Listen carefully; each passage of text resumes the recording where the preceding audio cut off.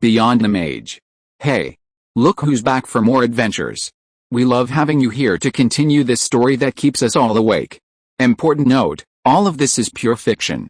So don't try any techniques you hear here in real life, your neighbor might call the cops. This amazing novel and all its rights belong to the original author. We're just the ones giving it voice and drama. Are you enjoying the show? Prove it by subscribing to our YouTube channel and leaving that like that motivates us so much. And if you want VIP access to exclusive content, our Patreon is waiting with things you won't find anywhere else. Chapter 176 The Waters of the Deep Sea of the Soul. Gauda was surprised by the brushwork. What kind of brushwork required a dedicated subject to study? However, he didn't question it, but nodded solemnly. Okay, then let's begin. He cleared his throat and began to formally explain the so-called brushwork. From how to control the strength of the hand, how to make small and complex drawings, to how to choose different magic inks according to different needs, and then to how to draw the most suitable runes according to different magic materials.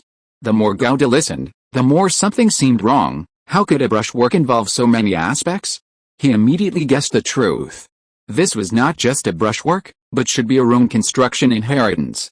In short, you should start by practicing small and complex drawings. He gave a general overview of the content, and after explaining the key points of the brushwork to Gauda, he began to assign homework to Gauda. Since you can't draw magic arrays yet, use composite runes as practice. As he spoke, his eye slowly took out a stack of jade paper as thin as a cicada's wing and as small as a fingernail.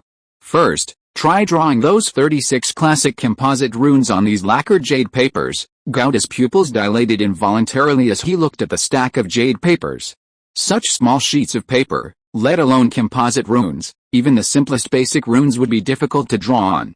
Use this rune pen. He took out a specially made rune pen, its tip as fine as a needle. Practice the technique I just taught you, starting from the beginning. When you can draw those 36 classic composite runes on the jade paper without any mistakes, you'll have mastered this technique. Of course, this will take a long time, so you need to be patient, I earnestly instructed. Come and get more lacquered jade paper when you run out. Otherwise, you don't need to come to me anymore. I gave these instructions for two reasons. First, based on his understanding of Gauda, he believed Gauda would practice on his own without daily checks. Second, the derivation of the interference constant had finally made some progress after numerous experiments and tests. He planned to seclude himself to focus on his research, minimizing external distractions. I understand, Gauda nodded. With only 6 courses left to complete, Gauda found his days much more relaxed and comfortable than before.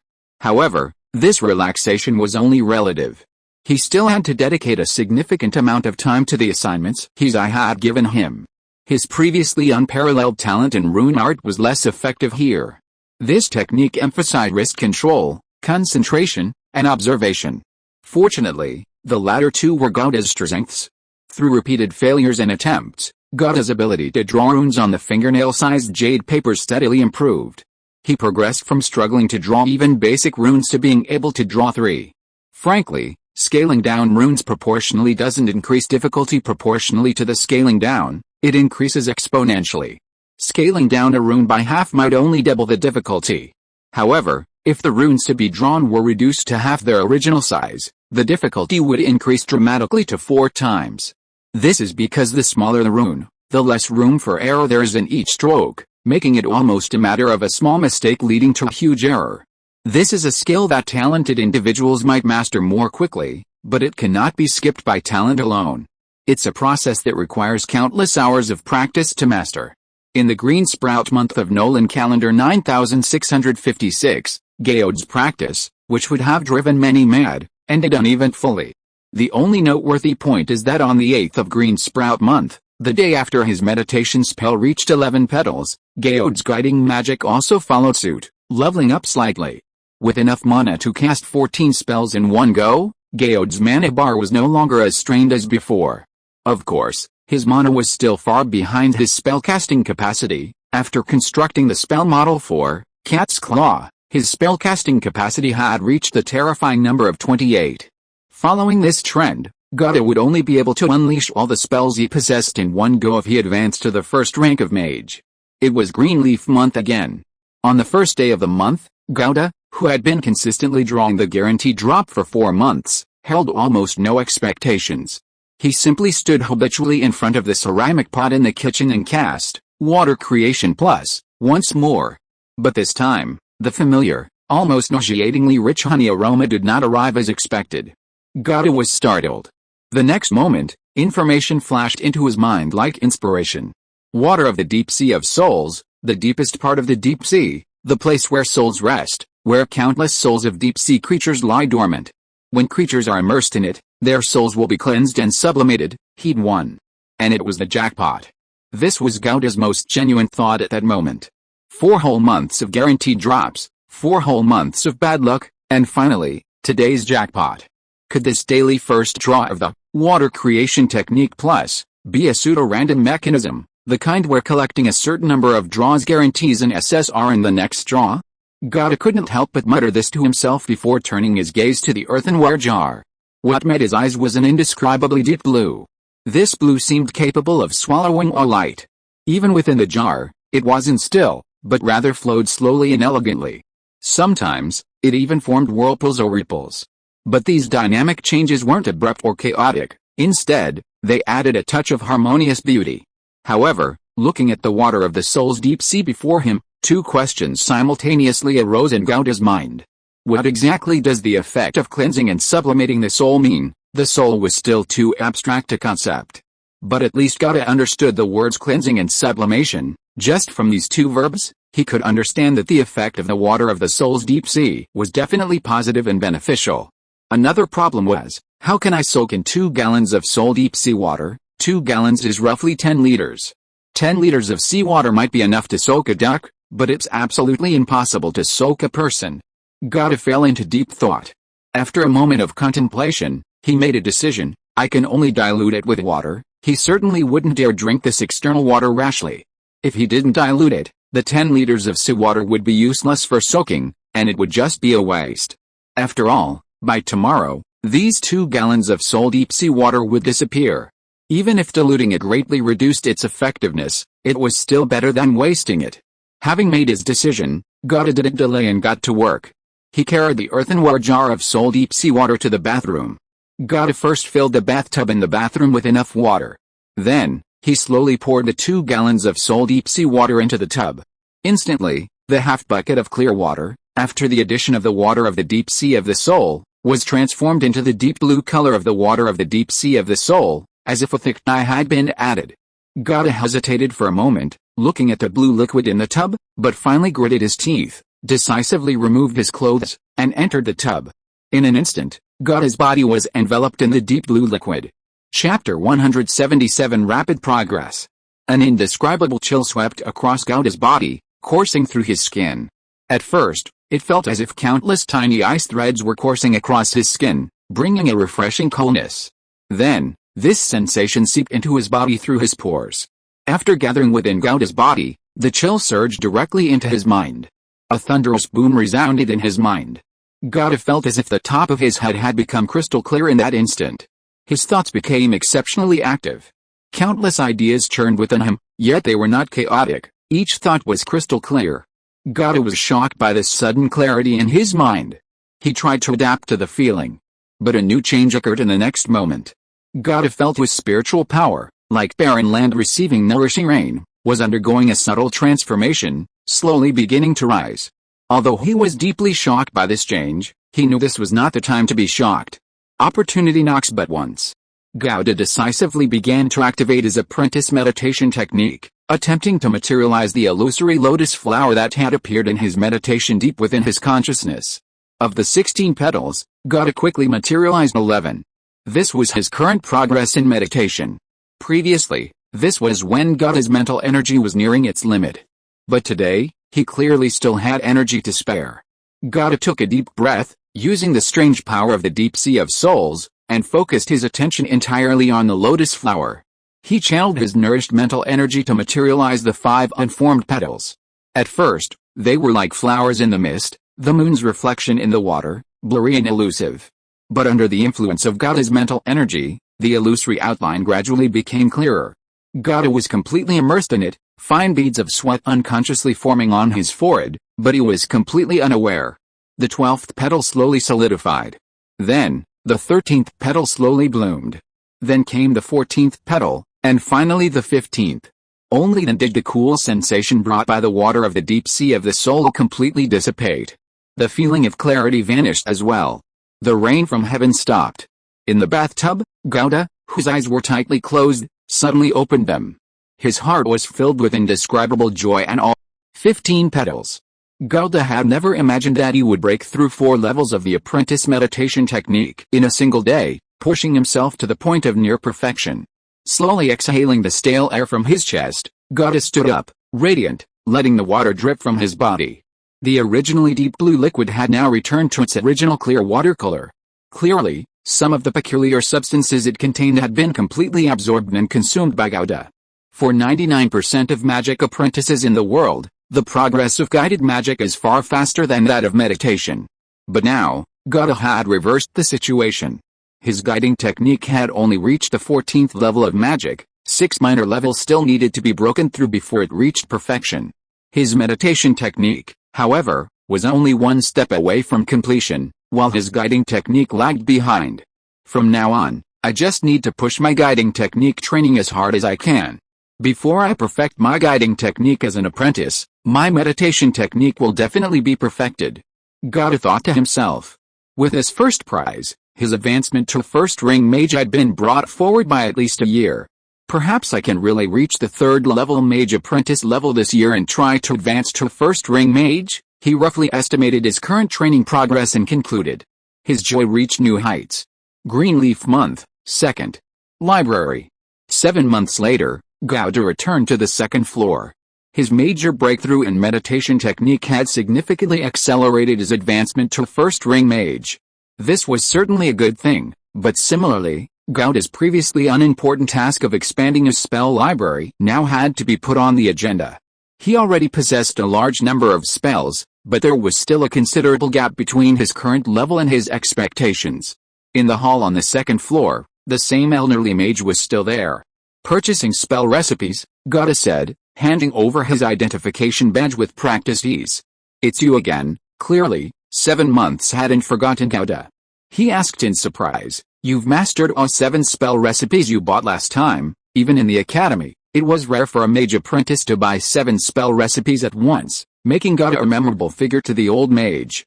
More or less, Gauda replied tactfully. The old mage glanced at Gauda in astonishment. You're quite talented in magic, Gauda smiled shyly. In the old mage's view, he had mastered 7 spells in 7 months. Although Gauda had actually spent far less time, he certainly wouldn't reveal the truth. 7 months was just right. It appropriately demonstrated his talent in magic without being too exaggerated. 24 credits. The spells you can buy are the same as last time. You need at least 30 credits to unlock more spell recipes, the old mage said after verifying Gauda's identity token on the alchemy machine. Luckily, I took a few extra courses to compete with Yulan for the highest freshman credits, Gauda thought to himself. Otherwise, normally, he'd have to wait until his 3rd year to reach 30 credits. Anyway, he was sure he'd break through to 30 credits before the end of his 1st year. As for those spells from last time, I want the recipes for the 4 tricks, Primal Strike, Dancing Light, Spark, and Burning Fire. These were the 4 spells he'd missed last time due to financial constraints, and this time Gauda was taking them all. The old mage nodded, understanding Gauda's talent in magic, and didn't say anything more than before. He rose and retrieved the 4 spell recipes that Gauda needed from the back library, handing them to Gauda. Spell recipes plus 4. Gold minus 24. However, after the 100 gold payment for ascending water that Madral had paid last time, even after that large expense, Gauda's savings still amounted to 116 gold and 8 silver. Satisfied, Gauda left the 2nd floor of the library and returned to his dormitory, opening the 4 newly acquired spell recipes. Dancing Light Evocation, 0 rings, creates 4 torch-sized light sources within casting range, 120 feet. During the spell's duration, the light sources can manifest as torches, lanterns, or orbs of light and levitate in the air. Alternatively, the 4 light sources can be combined into a medium-sized humanoid blur. Regardless of the method chosen, each light source emits a faint glow within a 10-foot radius. You can move these light sources up to 60 feet within casting range. Each light source must be within 20 feet of another light source, and light sources that leave casting range will immediately extinguish. Primal Strike, Alteration, 0th Ring, makes your teeth or nails long and sharp, preparing you for an acidic strike. Performs a melee spell attack on a creature within 5 feet of you. If it hits, the target takes acid damage. After this attack, your teeth or nails return to normal. Spark, Evocation, 0th Ring, sets an unheld flammable object on fire. This spell works as if you were using flint and iron, but you can ignite an object in less time in any weather. Ignite, Conjuration, 0th Ring, a flickering flame appears in your hand. The flame lasts for the spell's duration, 10 minutes, and does not harm you or your equipment. The flame provides bright light within a 10-foot radius around it, and dim light within a 10-foot radius beyond that. You can use the flame to attack and terminate the spell. When casting this spell, you can throw flames at a creature within 30 feet of you and launch a ranged spell attack on it, which will deal fire damage to the target upon hit. Chapter 178 The Final Sprint. The 4 new spells include Dancing Light, which is similar to Light, both being illumination spells. However, they have different applications and characteristics, and can complement each other. Primal Strike is similar to Cat's Claw. The difference is that Primal Strike can only be used once, while Cat's Claw can last for up to a minute. However, this doesn't mean that Cat's Claw is a superior spell to Primal Strike. Primal Strike has a 5-foot attack range and can also affect teeth. In certain situations, it can still be surprisingly effective. As for Spark, it's purely a utility spell, used for starting fires. Of course, most fire elemental spells can start fires, but the problem is that the power cannot be controlled. For example, if you use Fire Arrow to start a fire, the fire will ignite, but it will also explode. Specialized spells are better suited for specialized tasks. Burning Fire is a more versatile spell, combining illumination and attack effects. In short, in this world, spells, at least among spells of the same level, have no substitutes. Even spells that look similar have their own unique effects. After disassembling the spell models, Gata immediately began attempting to construct new ones. The first benefit of his soul being cleansed and sublimated by the deep sea of souls quickly became apparent. The greatly increased mental strength made constructing spell models much easier and more effortless for Gata. Previously, it would take him 1 to 3 days to successfully construct a single spell model. But now, on the very night he obtained the 4 spell recipes, Gata constructed the spell models for Spark and Burning Fire in the spell sea in one go. In the following 2 days, he also mastered Primal Strike and Dancing Light. He mastered 4 spells in 3 days. This speed was probably unmatched even by a first-ring mage. Gata's spell repertoire officially reached 32 spells. His immediate priority was to accumulate 30 credits to unlock a new spell list in the Academy's library. In the spell experimentation field, inside the apprentice's private room, the experimental puppet, slightly blackened by electricity, displayed text on its eye screens. Category: lightning damage, attack power. 8 grams of magic crystal equivalent. Having mastered many new spells, Gata strictly followed the instructions of his instructor, Fallon, in the spell application and combat class, immediately going to the spell experimentation field and booking a private room for half an hour for spell training. This was also a test of spell power. The attack power of Lightning Pull was 8, the same as Fire Arrow. Afterwards, Gata tested some other spells. Cat Claw, magical damage, attack power 8. Magical damage refers to spell damage without any special properties. Its advantage is that it is applicable in any situation. For example, in water, fire damage spells would be useless, or in a volcanic environment, freezing damage spells would also be greatly weakened. However, spells that deal magical damage don't encounter any of the above situations. The drawback is the lack of specificity. Of course, this isn't a major drawback in God's eyes. The real drawback is melee spells. Primal Strike, strong acid damage, attack power 10 degrees. Of course, God tested it with his fingernail. Biting a test puppet with his teeth was too much for him to bear. But anyway, God was still taken aback when he saw the power of Primal Strike. A power of 10 degrees was the highest among all the spells he knew, even comparable to Magic Blast, which was known as the king of spell damage. Of course, while the power was comparable, the actual difference was still significant. A concise evaluation One is a melee spell, the other a ranged spell. There's no comparison. In the spell evaluation system, while this isn't absolute, it applies in most cases. Range is the ultimate truth. Ignite spell, fire damage, attack power 8. The damage is actually decent, but the speed of that ball of fire compared to a fire arrow is like a tortoise and a hare race. First tier training room.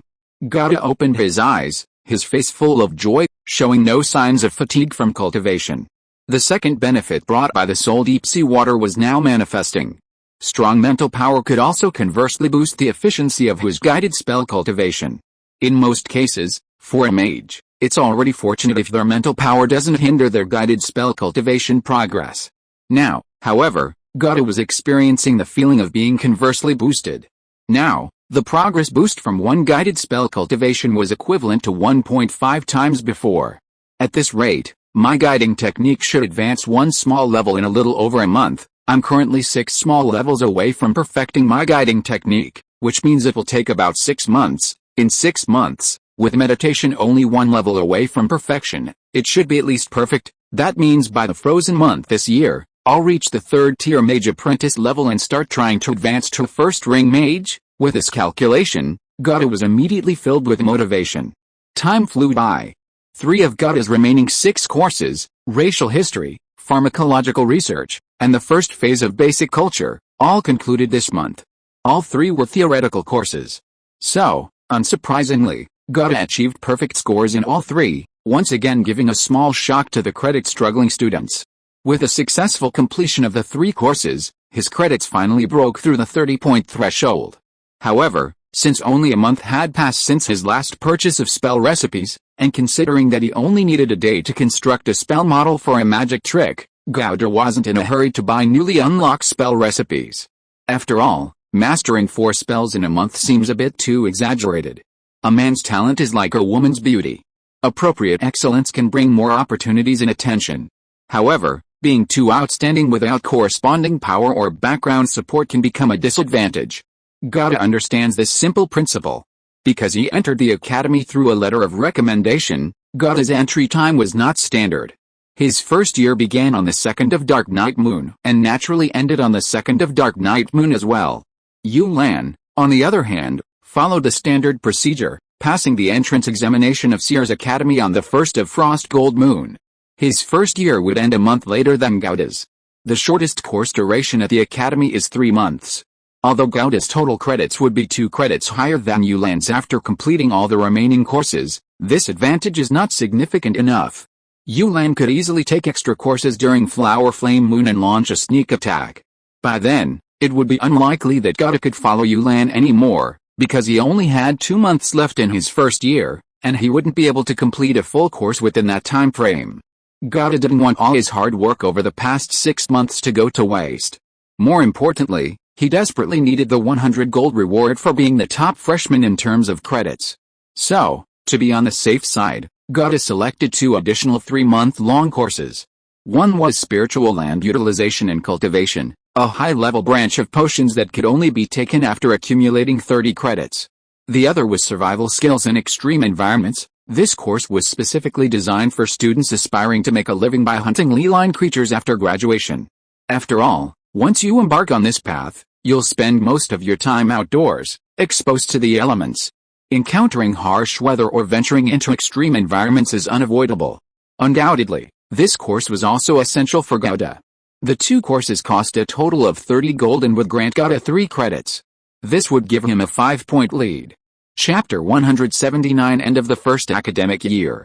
As it turned out, Gata's worries were unnecessary.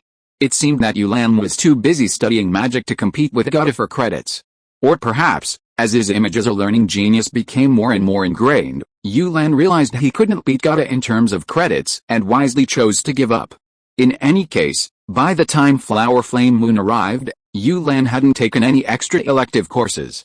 This meant that, barring unforeseen circumstances, his first-year credits would stop at 31 points, completely eliminating any possibility of competing with Gata for the top spot among freshmen. Without the pressure of competition, Gata breathed a sigh of relief. Learning wasn't difficult, but the tuition was expensive. If he continued competing, he'd be facing a financial crisis before the next year even started. The remaining courses gradually came to an end. First up was the final assessment for the Application and Combat of Magic course. Since it was called Application and Combat, the assessment naturally wasn't theoretical but practical, testing the student's ability to apply and control magic. Instructor Farron set 10 different assessments for the 10 most common spells used by mage apprentices. For example, the assessment for Hand of the Mage involves using the mage's hand to disassemble and assemble a part of an alchemical machine. Students choose 2 spells to be tested on. Then, Instructor Fallon gives a final score based on the student's performance in these 2 spells. Gada chose Hand of the Mage and Fire Arrow as his assessment items. The Fire Arrow assessment required hitting 2 fast-moving trial puppets within a specified time. Obviously, for Gada, both assessments were a piece of cake. Done, Instructor, Gada announced after completing both assessments at lightning speed, as if he had cheated.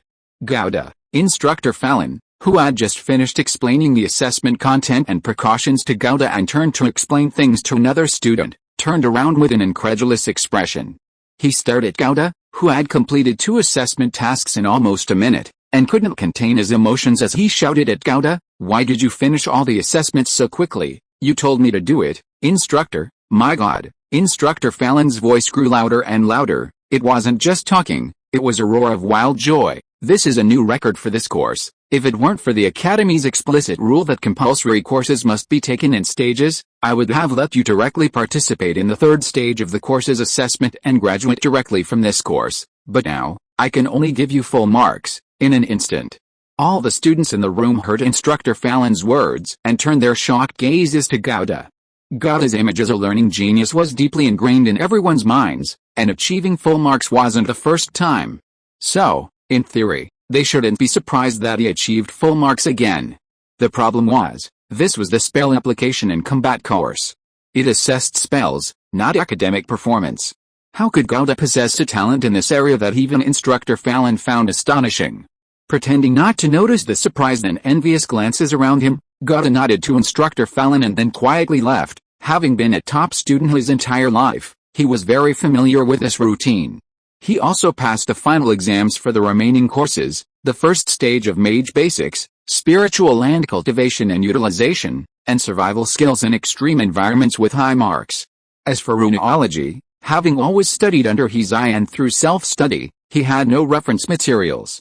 Therefore, Gada only knew that his learning had surpassed the 1st stage, but he was still somewhat unsure about the specific assessment. Thus, Gada, who had been focusing on practicing his brushstrokes, even took half a day before the exam to review his previous runeology materials. However, when the exam arrived, he discovered that the assessment required students to choose 5 runes from 10 given level 0 basic runes and draw them. Each rune had 3 drawing attempts. In other words, as long as one had mastered about half of the level 0 basic runes and had some luck, one could pass the exam. Upon seeing the assessment content, Gada's first thought was, "That's it?" Runeology was a long course spanning 10 months, and the fact that the assessment was so simple was indeed beyond Gada's expectations. After all, he had already mastered all 651 level 0 basic runes in just 2.5 months of studying runeology. Unsurprisingly, Gada passed the runeology test with a perfect score. Finally, Gada's first year ended. Then came a 1-month waiting period. By Frost Gold Moon, all the new students' first year had ended. Without any suspense, Gada was the top student in terms of credits. He completed a total of 18 courses that year, passing all the assessments. Moreover, more than half of the final assessments were perfect scores, earning a total of 36 credits. It can only be said that Gada's first year at Sears Academy was exceptionally fulfilling. Second place went to Yulon with a total of 31 credits. Third place naturally went to Jellica, who earned a total of 25 credits, also a very high score. Because in her 9th month at Sears Academy, the Flower Flame month, after drinking the Ascension water, she successfully advanced to first ring Mage, earning an extra 8 credits. 25 credits would have been the highest among all freshmen for the past 20 years. But this year, she could only rank 3rd. This shows just how fierce the competition for credits was this year. Gada's first place was snatched from 2 first-ring mages, its value goes without saying. After the credit rankings were released, Gada, Yulon, and Jellica, the 3 geniuses of the 9655th class of Sears Academy, were upgraded, removing the prefix 9655th class. However, among the three geniuses, Gauda, who ranked first in credits, was actually ranked last. After all, in the world of mages, magical talent is always the most important criterion. Gauda's learning talent has been fully demonstrated, and her magical talent is also somewhat renowned, but her second-tier mage apprentice level is still too much of a drag. However, thanks to the boost from his mental strength, Gauda had already cultivated his guiding technique to the 18th level of magic by the last day of the harvest month. Furthermore, his next breakthrough was only a few days away. In the middle of the Dark Night month, Gauda materialized the final petal of his apprentice meditation technique. This signified that Gauda had perfected his apprentice meditation technique and only needed his guiding technique to catch up before attempting to advance to first ring mage. The most pressing matter for Gauda was expanding his spell repositories. It was practically imminent.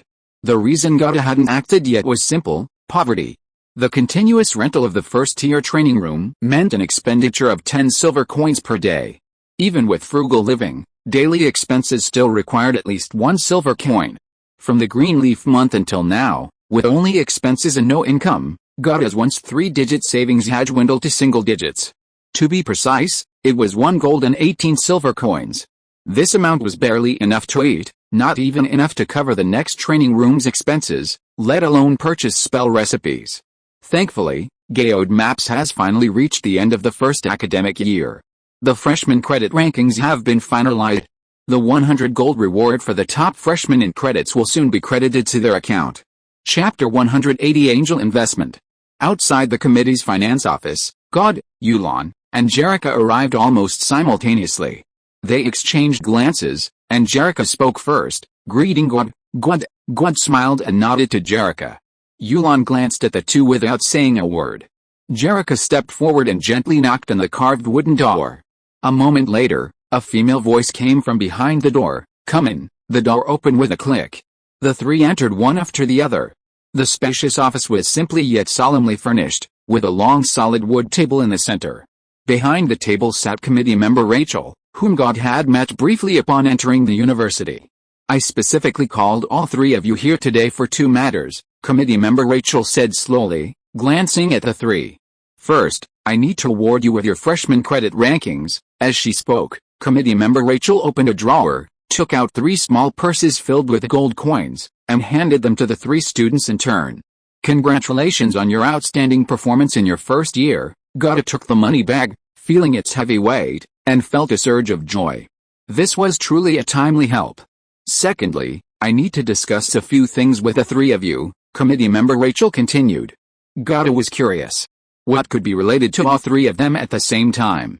Your excellent performance in your first year is evident to everyone, not only within the academy, but also outside. Many people have taken notice of you, Yulon, Jelica. Many people are interested in you and want to invite you to join after graduation. I think you wouldn't be interested in most of them, but there's one I still need to tell you. Committee member Rachel named you. The Royal Mage Corps wants you. The Royal Mage Corps is the official mage organization of the royal family of the Duchy of Zin, and it is also the most powerful mage organization in the Duchy of Zin. In the Duchy of Zin, the position of the head mage of the Royal Mage Corps is comparable to that of the Dean of Seer's Academy. The biggest difference between the two is that one is more focused on education, while the other is more focused on combat. The Court Mage Order, Jerica, with her extensive knowledge, asked doubtfully, isn't that only second circle mages and above can join? Pre-recruitment, committee member Rachel said.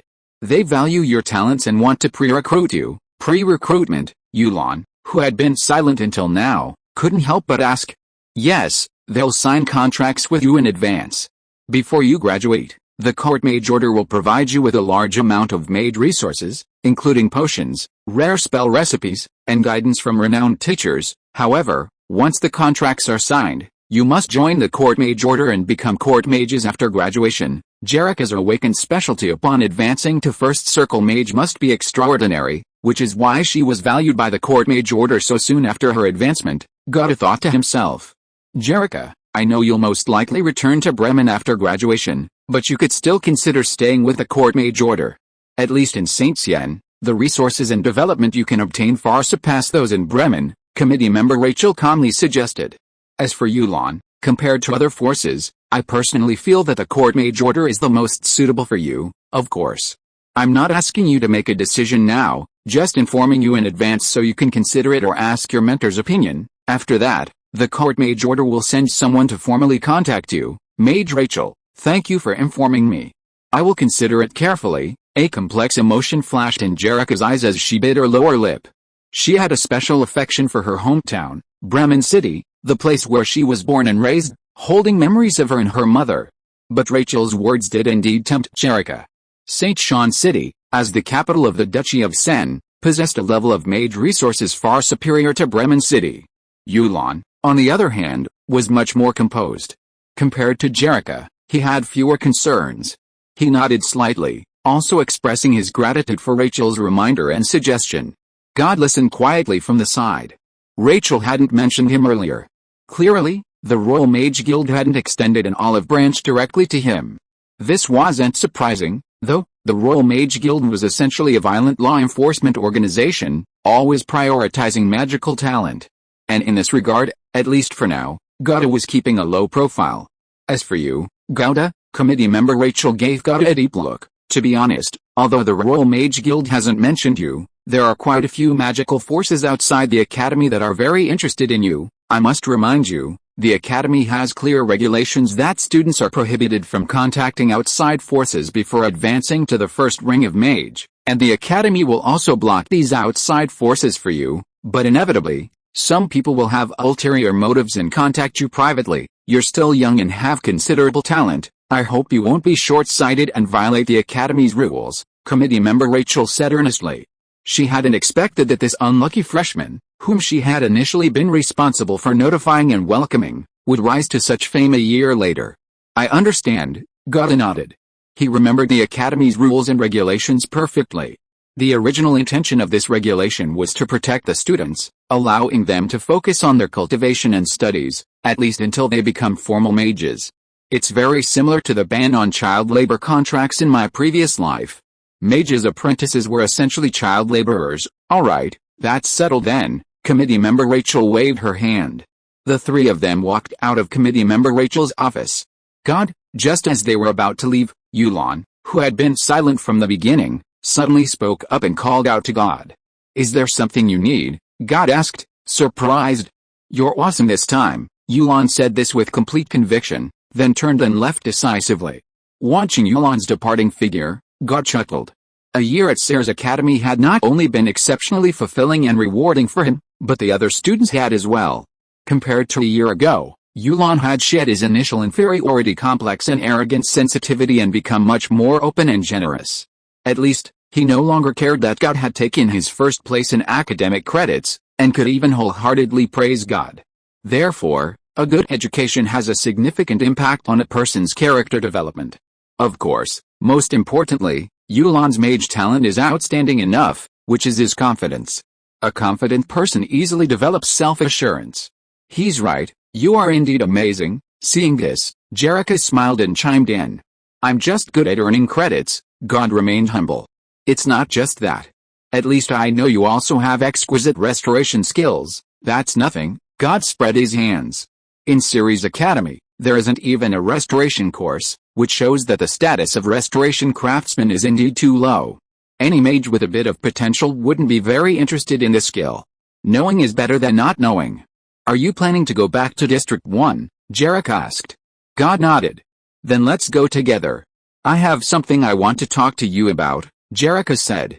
Okay, although he was a little unsure of Jerica's intentions, God agreed. Soon, the two left the committee. You're short on money, aren't you? Jerica smiled at Gauda, getting straight to the point.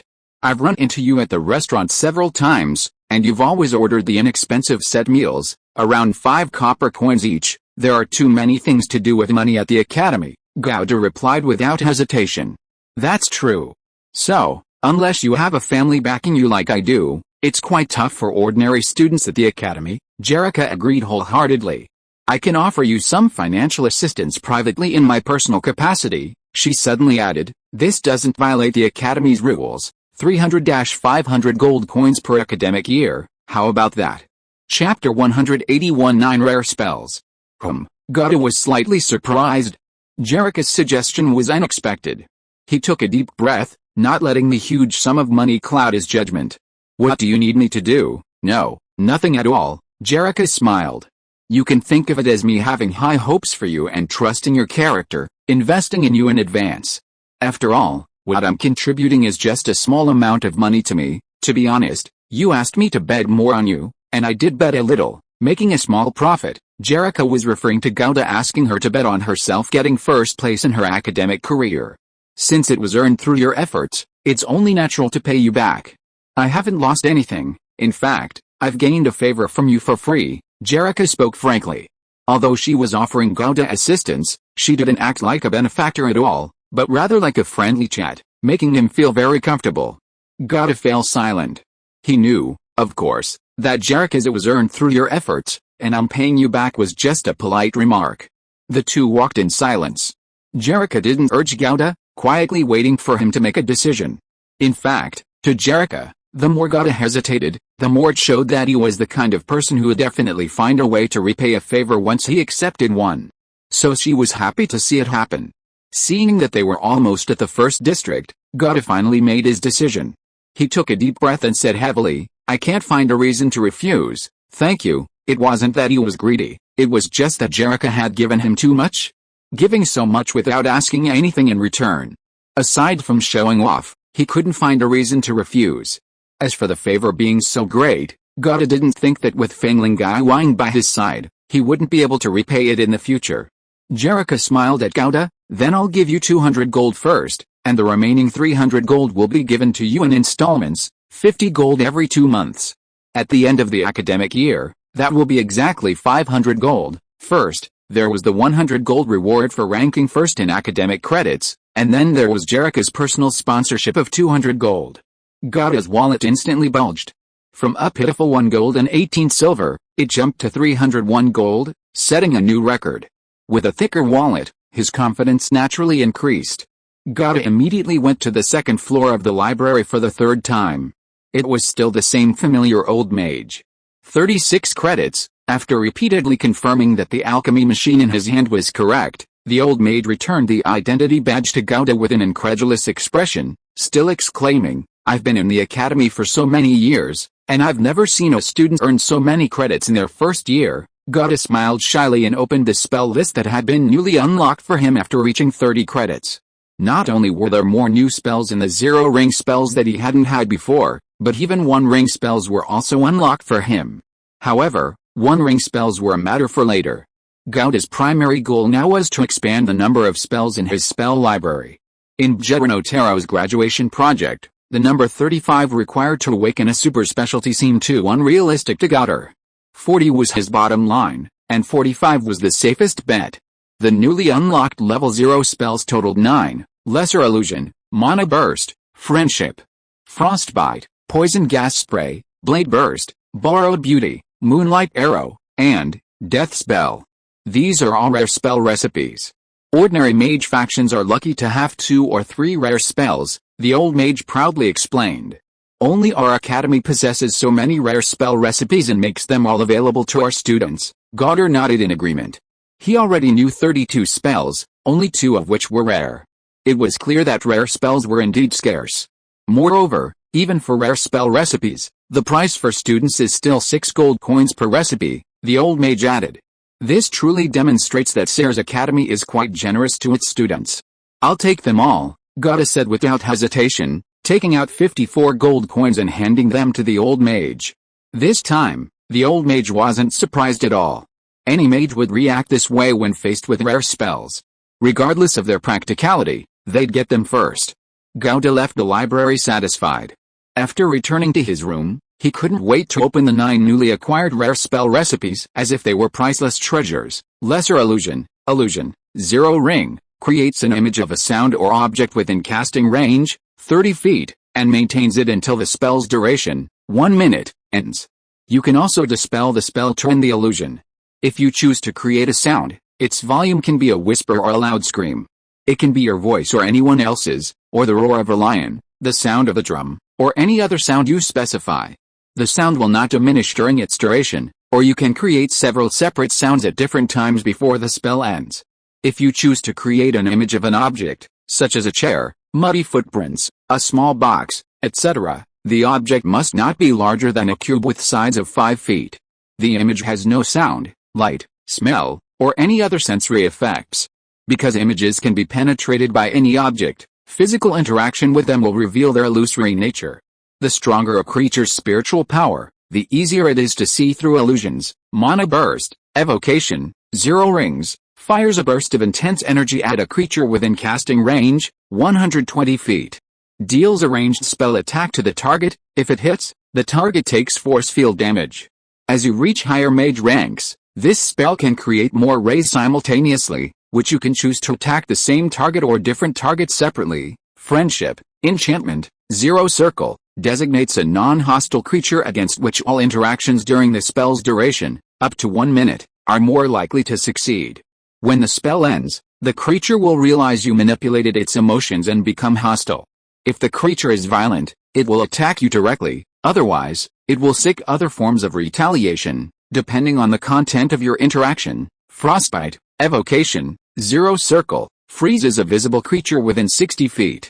The target takes freezing damage depending on its constitution and is slowed and restricted in movement. Poison gas spray, conjuration, 0 circle, sprays poison gas at a visible creature within 10 feet, dealing poison damage. Blade burst, conjuration, 0 circle, you instantly create a ring of translucent blades that sweeps around you.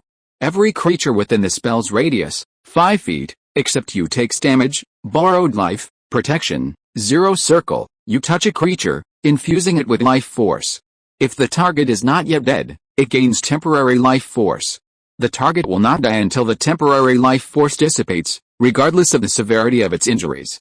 The stronger the target and the more severe the injury, the shorter the duration of the temporary life force. Moonlight arrow, evocation, 0 circle, select a creature within spell range, 120 feet, and fire a beam of cool moonlight at it, performing a ranged spell attack.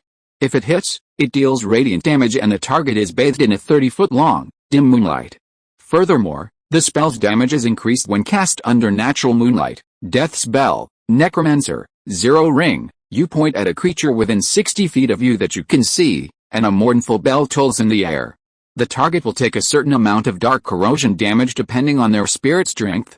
If the target was previously injured, the damage it takes from this spell will be increased.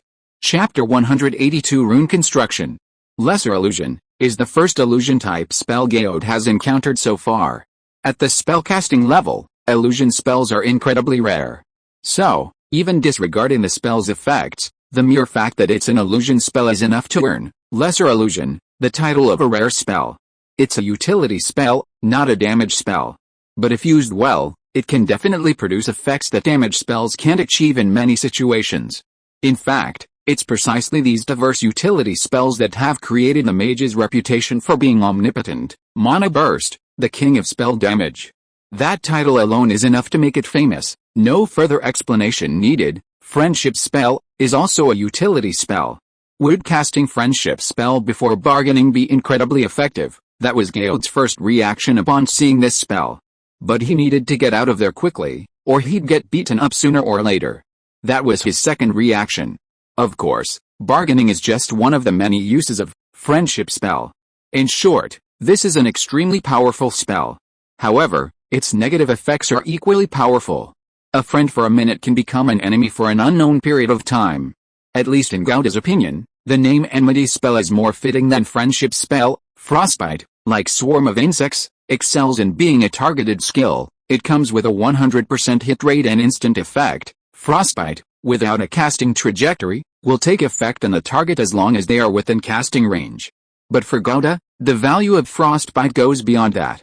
It's a spell that can synergize with Freezing Ray Plus. Using the 100% hit rate of Frostbite to stack freezing damage first makes it easier for Freezing Ray Plus to trigger the freezing effect. Poison gas spray is the only spell Gauda sees whose effect he can't understand why it's rare. The specific effects will likely only be felt after the spell model is built and tested in the spell testing grounds. Blade Burst is an area of effect spell.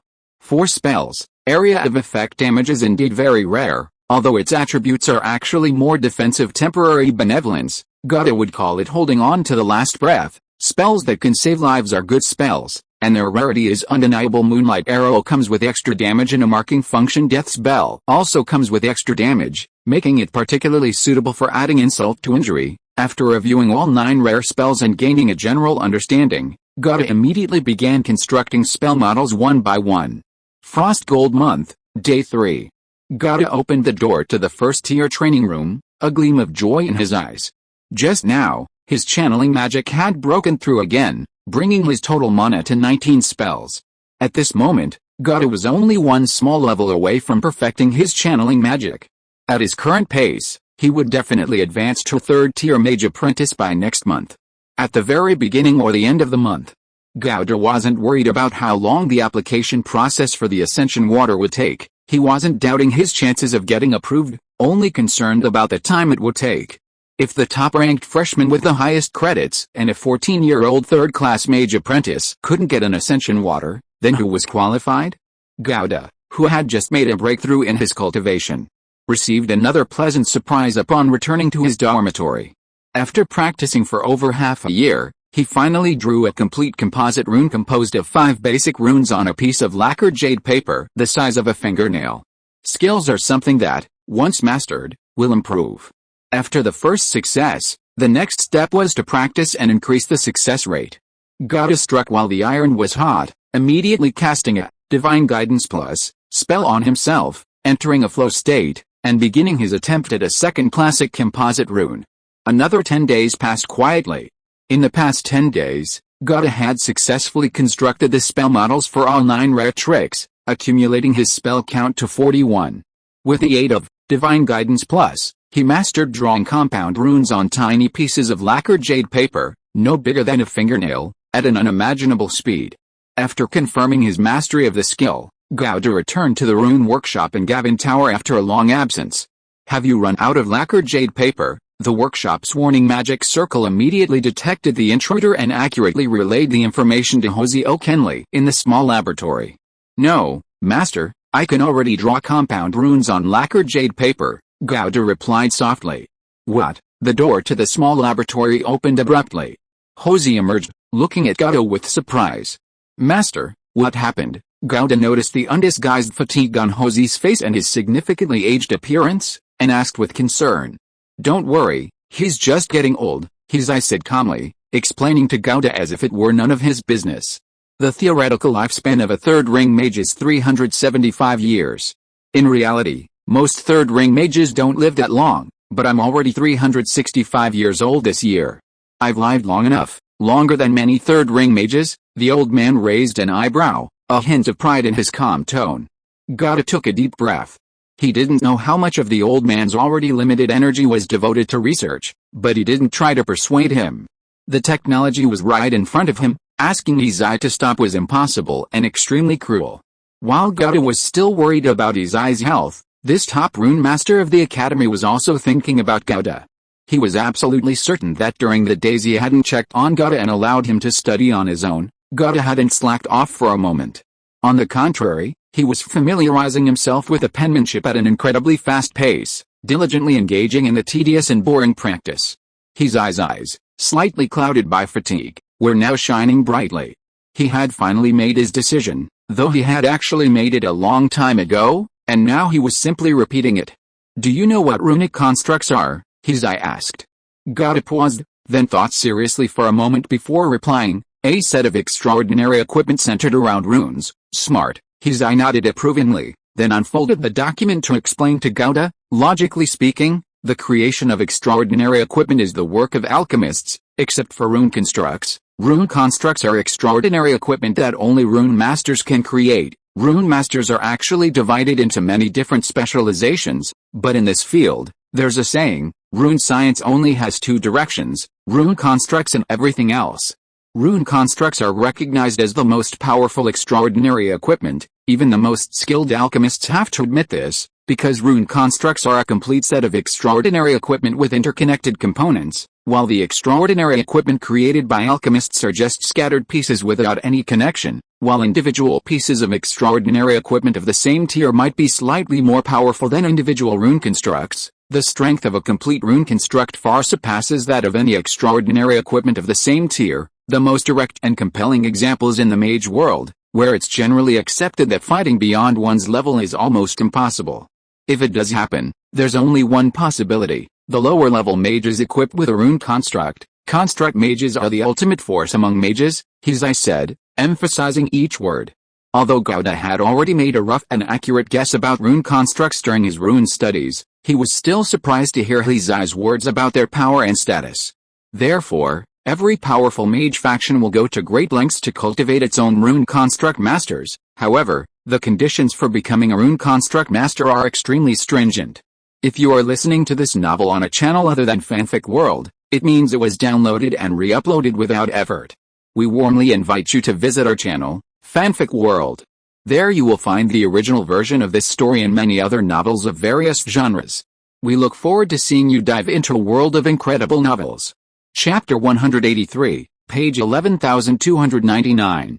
What are the requirements to become a rune constructor? Gouda asked.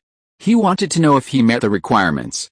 First, you need to have extraordinary talent and exceptional creativity in runic literature, Hizai said, looking at Gouda.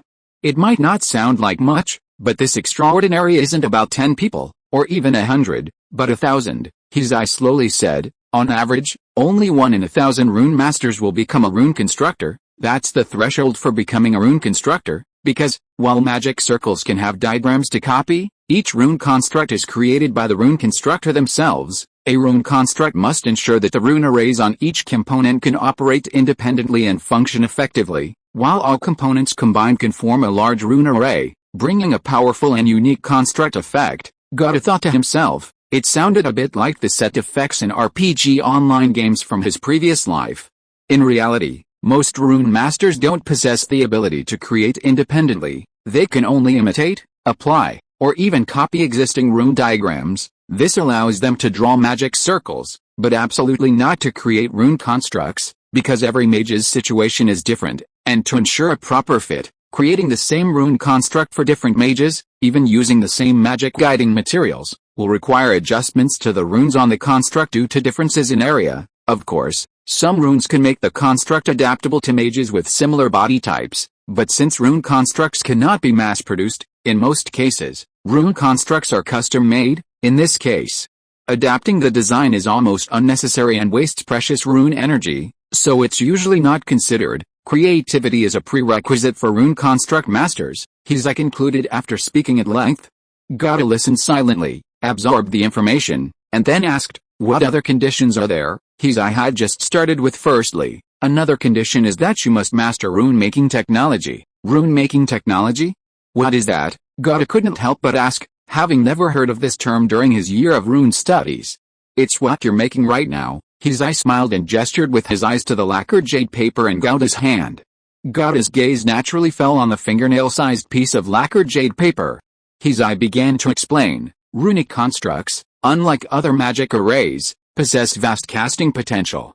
Since these constructs are ultimately equipped on mages, the area of each component is extremely limited. However, a powerful magic array inevitably possesses countless runes. The more powerful the array, the more runes it contains. Therefore, rune constructors need to miniaturize a powerful magic array with tens of thousands of runes into an extremely small area. This is the essence of rune fabrication technology. The runes on high-level runic constructs can be so finely detailed that they are invisible to the naked eye, which is why rune constructs cannot be mass-produced. The level of rune fabrication technology has the most direct impact on the rank of the rune construct. The standard for measuring rune fabrication technology is its scale. The scale refers to the number of basic runes you can draw on a standard-sized piece of lacquered jade paper. A higher scale in rune fabrication technology means higher integration, meaning more runes can be drawn on the same area of magic conducting material, resulting in more powerful rune abilities and higher efficiency. As the production process scale increases, higher precision techniques and higher grade photolithography pens are needed. Photolithography pen? Gouda frowned. It was another new term. Actually, it's the type of rune pen, but a photolithography pen is specifically used to create rune constructs. It's a pen that can transform magical ink into finer light gel, using light to depict runes on magic conducting materials. Hizai briefly mentioned the photolithography pen before returning the topic to the production process scale. Each level of Rune Construct Master has strict requirements for the rune production process scale, from highest to lowest. 130, 90, 45, 32, 14, 10, 7, 5, that is to say, an 8th level Rune Construct Master can draw a magic circle composed of 130 basic runes on a piece of lacquered jade paper the size of a fingernail. Gotta shuddered at the thought. Was this even human? Let alone successfully drawing it, even seeing it clearly would be difficult. Your ability to draw a composite rune composed of 5 basic runes on standard size lacquered jade paper indicates that your process level is 5. This is already the rune-making skill level of a first-tier rune constructor. What currently limits you to becoming a first-tier rune constructor is only your mental strength, because you must become a first circle mage to perform rune tuning for first-tier magic arrays, Hizai said slowly. Or, until you derive the interference constant, Gata laughed. You really believe my 6 fundamental rune rules? I told you, these are just rules I personally summarized, and they may not be correct. Hizai's eyes flickered slightly. They look so harmonious, simple, and beautiful, Gata said earnestly. Mentor, there's a saying, formal perfection often implies theoretical correctness. This was the insight of a scientific giant from his previous life who derived one of the cornerstone formulas of modern physics. Formal perfection often implies theoretical correctness. I couldn't help but repeat, the light in his pupils growing even brighter. Also, mentor, I'm not far from becoming a first-ring mage. I should be able to apply for a share of spirit water from the academy next month and then try to advance to first-ring mage, Gata added. Hizai was his mentor, he couldn't wait until he became a first-ring mage before telling him. That wouldn't be right. Hizai was startled by Gata again. 14 years old, first-ring mage. In his eyes, this was only considered decent mage talent. But the key point was that Gata's persona in his eyes had always been that of a rune genius, not a mage genius. The sudden contrast was the reason for Hizai's shock. Very good, he said slowly after a long silence, praising him sincerely. I also derived the interference constant C. Then, Hizai also gave Gata a little bit of mentor-student shock. 1.1299, Hosey laughed, seeing Gata stunned. However, it still needs final verification. We can't be sure it's correct yet. Remember this number. If my old bones give out before then, this task will be yours, Hosey O'Kenley added, half jokingly, half seriously. Gata didn't know how to respond. Although Hosey spoke lightly, death is always a heavy matter. Don't feel pressured. I'm still alive and well. Seeing Gata fall silent, Hosey smiled. I'll try to complete this task myself. After all, these 6 fundamental rules of runes are the culmination of my life's work, and I want to perfect them completely myself. Chapter 184 Waves are formed from ripples. Come over whenever you have time. Before the interference constant verification results are out, I'll teach you how to do the magic resistance test for magic conducting materials. This is a method I developed myself. If I don't teach you now, you won't have anywhere to learn it later, Hizai said. Magic resistance calculation is a very important part of the 6 basic rules of runes. Without magic resistance, the theoretical robustness value cannot be calculated. Hizai was already teaching Gata everything he knew, truly treating him as his personal disciple. Okay, I'll come often, Gata nodded in response. There's one more thing. Wait a moment. Hizai suddenly remembered something, went back into the laboratory, and came out a while later. He had a handwritten booklet in his hand. You can learn this spell when you have time, but for now, you should focus on your mage training. Hizai handed the booklet to Gata as he instructed. Gata quickly took it with both hands, glancing at it at the same time. Mechanical switching technique, transformation, 0 rings. This trick allows you to turn any alchemical machine on or off within a certain range, as long as the machine has a clearly defined external switch. A very interesting and highly targeted trick. Let's leave it at that for now. While I still have the energy, I need to get this done quickly. Hizai clapped his hands, preparing to continue working. It seemed the conversation had been a form of rest for him, as much of the fatigue on his face had dissipated. Gata didn't disturb Hizai any further and silently left the rune workshop. The next day, after finishing his training, Gata arrived at the rune workshop on time to learn magic resistance calculation from Hizai. There are thousands upon thousands of magic conducting materials, and magic resistance varies greatly, fluctuating within a wide range. Rune calculations require extremely high precision and magic resistance calculation.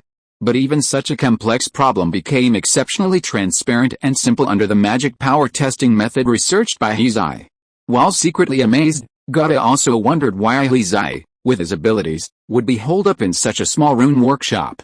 He should go to a bigger place, to obtain more resources. If Hizai were to reveal even a little about what he was doing, given the world's higher regard for rune constructors, countless people would immediately flock to his door, waving bags full of gold coins until they wore down his doorstep. Gouda, who had spent most of his 2 lives as a student, hadn't truly realized that there was no such thing as reason in this world. In the days that followed, in the quietest building in the Cyrus Academy, the rune workshop, once undisturbed and now largely deserted, stood an old man nearing the end of his life and a young man just embarking on the path of a mage. Although they spent most of their time striving for their current goals, they each set aside time for what they called teaching and passing on knowledge. Hizai still spent most of his time in the laboratory, but the weariness on his face grew increasingly pronounced, as if his work was extremely energy-consuming. The rest of his time was devoted to teaching Gouda. Besides their teaching, Gouda and Hizai, who had been teacher and student in name and in reality for over a year, would occasionally sit down for a chat. This was something that had never happened before. Before you, there was only one person in the world who recognized my research. Hizai Okenli's gaze was somewhat unfocused, as if recalling something from a long time ago. He spoke in a leisurely, almost ethereal voice. When I was young, I also had some glorious moments. Those moments excited me greatly at the time, but after the excitement, they were gone, just like that, and I couldn't reminisce about them much, until I discovered the 6 fundamental rules of runes. I realized that this was what I truly wanted to pursue. Coming back to his senses, Hizai laughed heartily. An old man with half his body about to be buried, still talking about pursuits, is really a childish thing. Though he called it childish, Hizai's eyes shone. Gata also smiled. To have enough time and energy to deduce the 6 fundamental rules of these runes, I left the city of my birth without hesitation, a place considered a holy land and paradise by countless people. Actually, there was nothing there worth staying for. After my mother's death, it wasn't my home anymore. However, many people would see this as an utterly wrong and absurd choice. You will prove your choice right, Gata said. No, no, no. Hizai waved his hand, speaking to himself. I don't care about any of that. Even if 1.1299 is wrong in the end, I won't feel anything. I gave them all my energy and time, and that's enough to make me happy. So, many people say I'm a very persistent person, and many say I'm a stubborn person. It's the same thing, just the former sounds nicer. But I think they're right. They're wrong. This isn't persistence, it's purity. So-called persistence is not giving up until you see the coffin, while purity is not shedding tears even after seeing the coffin. Old man Hizai paused for a moment, then burst into laughter. Your explanation is the best, kid. Then, seemingly afraid of jinxing him, he added, of course, it's best if it's correct. Without waiting for Gouda's response, Hizai, like a child, swept his palm around the rune workshop. Kid, this rune workshop was built by me, 1 gold coin at a time. When Gavin Hogg was still alive, he gave me this entire floor to keep me at Cyrus Academy, promising it would be permanent. Gavin Hogg was the name of the former headmaster of Cyrus Academy. It was a strange coincidence that Hizai stayed at Cyrus Academy because of Gavin Hogg, and Gouda was able to enter Cyrus Academy because of Gavin Hogg's recommendation letter. This name became the linchpin between teacher and student. I won't live that long, but in the future, it will be yours, Hizai added. After saying that, he thought for a moment and added, but if anyone goes back on their word about Gavin's promise, you have to back down. Technology is the most important thing. A rune workshop is nothing. Gouda was silent for a while, then suddenly asked, does Dean Cher and Dean Gavin have a bad relationship? He wasn't stupid, or rather, he was quite intelligent. Therefore, Gouda understood the implicit meaning in Hizai's words. In Cyrus Academy, who would dare to go against the promise of the former dean? If there really was such a person, it would only be the current dean. He frowned, unable to understand how someone with a bad relationship with the former dean could have become the current dean. Shell Ian is the youngest dean in the history of Cyrus Academy, largely because the previous dean, Gavin, died young in an accident, allowing Shell to take over earlier, but there's been an unconfirmed rumor that Shell Ian was behind Gavin's accident, framed the former dean, then became dean himself. Is he really that powerful and shameless? Gouda frowned, somewhat incredulous. Hosey seemed oblivious to Gauda's treasonous remarks, calmly stating, "Of course, it's just a rumor. No one has any proof. Even if there were proof, it would be useless. The position of Dean of Cyrus Academy is too transcendent. No one would want to offend him, except for me. I only stayed because Gavin persuaded me to, and our relationship is fairly good. After Cher became Dean, he always wanted me to focus on creating rune constructs, but I didn't listen to him, so, in his eyes, I've probably offended him a long time ago. For example, the constantly shrinking budget of the rune department speaks volumes. Although Sherian used the high-sounding reason of the capable get more, the rune department, as the head of the 3 founding families, shouldn't have such a meager budget." Chapter 185 Third Class Mage Apprentice. Gauda's life settled down again. Because of his impending breakthrough, Gauda, who had been the top student in his first year, hadn't taken any courses in his second year. This caught the attention of many students. However, given Gauda's astonishing 36 credits in his first year, no one was foolish enough to think he had run out of ideas. They simply saw it as the confidence of a top student, not rushing to choose courses. Dormitory, training room, rune workshop. This was Gauda's daily routine. He treated the Ring Ascension as a major exam, and the closer it got, the more relaxed he needed to be to maintain his best condition. Therefore, Gauda didn't let himself be too tense, enjoying a rare period of relaxation. During this time, he also took the opportunity to construct the spell model for Mechanical Switch. At this point, his spell library reached 42. However, after that, Gauda couldn't find any other way to expand his spell library. After all, he had already mastered all the spell lists available in the academy. And in the Principality of Shan, where else could one find a spell recipe reserve as abundant as that of the Academy of Cirrus? Certainly not. He couldn't possibly openly seek out rare spell recipes. The official rules had always strictly prohibited the private trading of spell recipes. Day after day, the process repeated itself. Gauda's cultivation progress steadily improved step by step. On the 6th of the frosty month, Gauda emerged from the first-tier training room. Exactly 33 days had passed since his last breakthrough. The final minor level of his guiding spell had finally been achieved. This meant that his mage level had reached the 3rd-tier mage apprentice level. On the 2nd of the awakening month in the year 9655 of the Nolan calendar, Gauda arrived in this world. At that time, his meditation spell only manifested 5 petals, and his total mana was only enough for him to cast 5 spells in one go. It took Gauda 604 days to push both his guiding spell and meditation spells to perfection.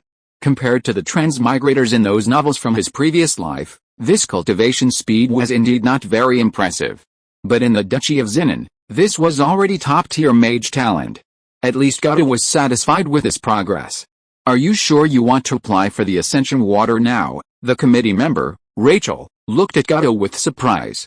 If she remembered correctly, Gauda had barely reached the level of a 2nd-tier mage apprentice during the entrance exam. Only a year had passed, and his mage level had already risen to 3rd-tier mage apprentice.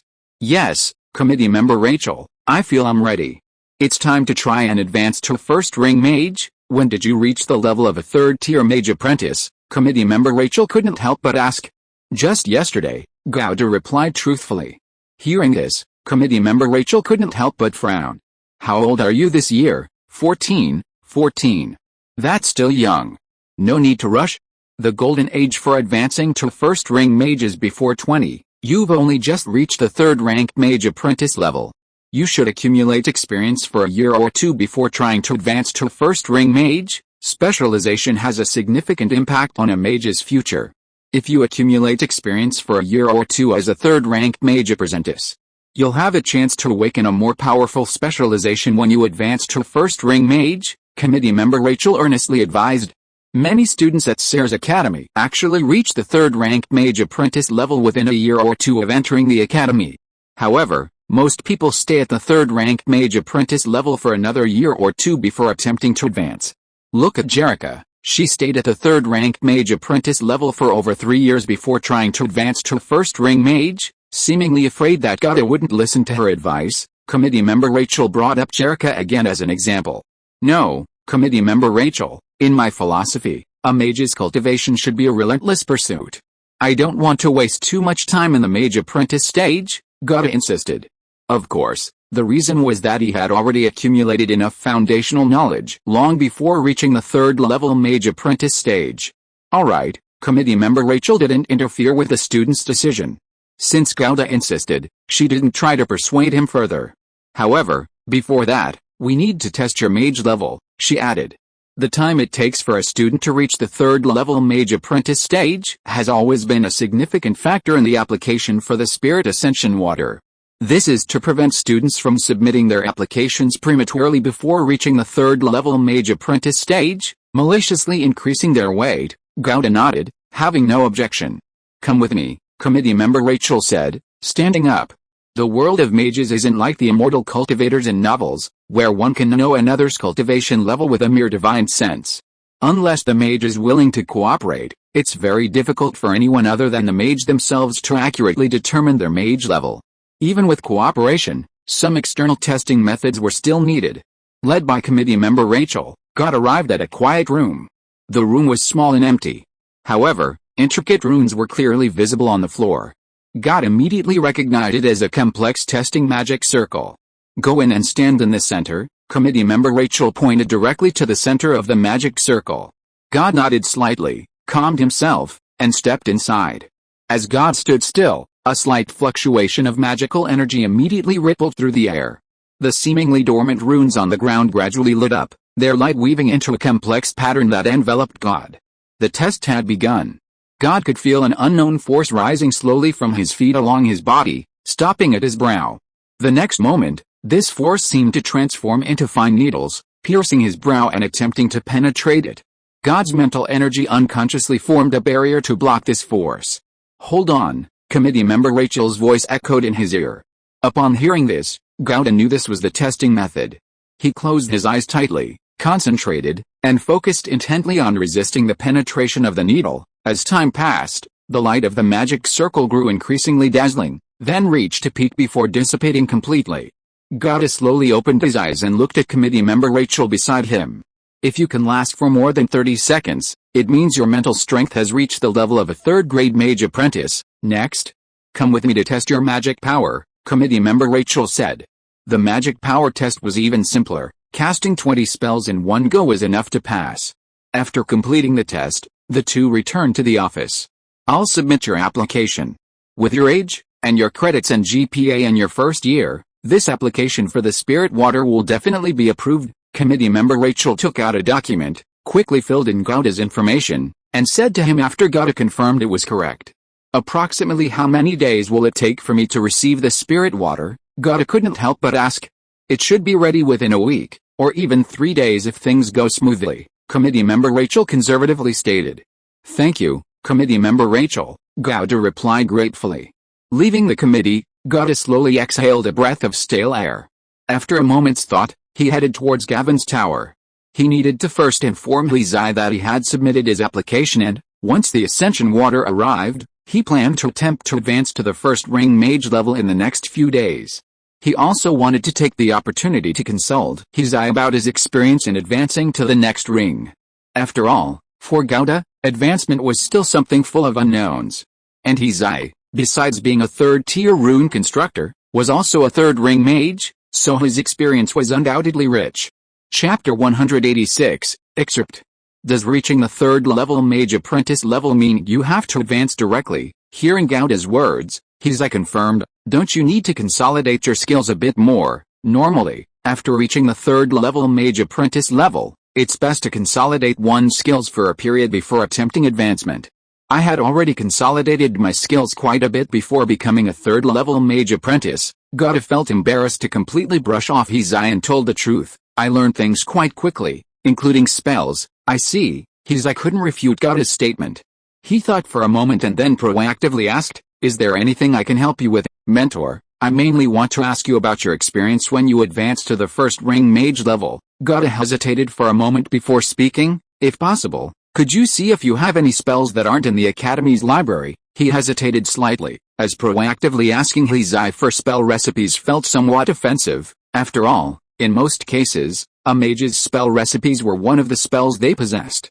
Moreover, spell recipes that even the Academy doesn't have are clearly rare spells. However, Hosey obviously didn't take this seriously.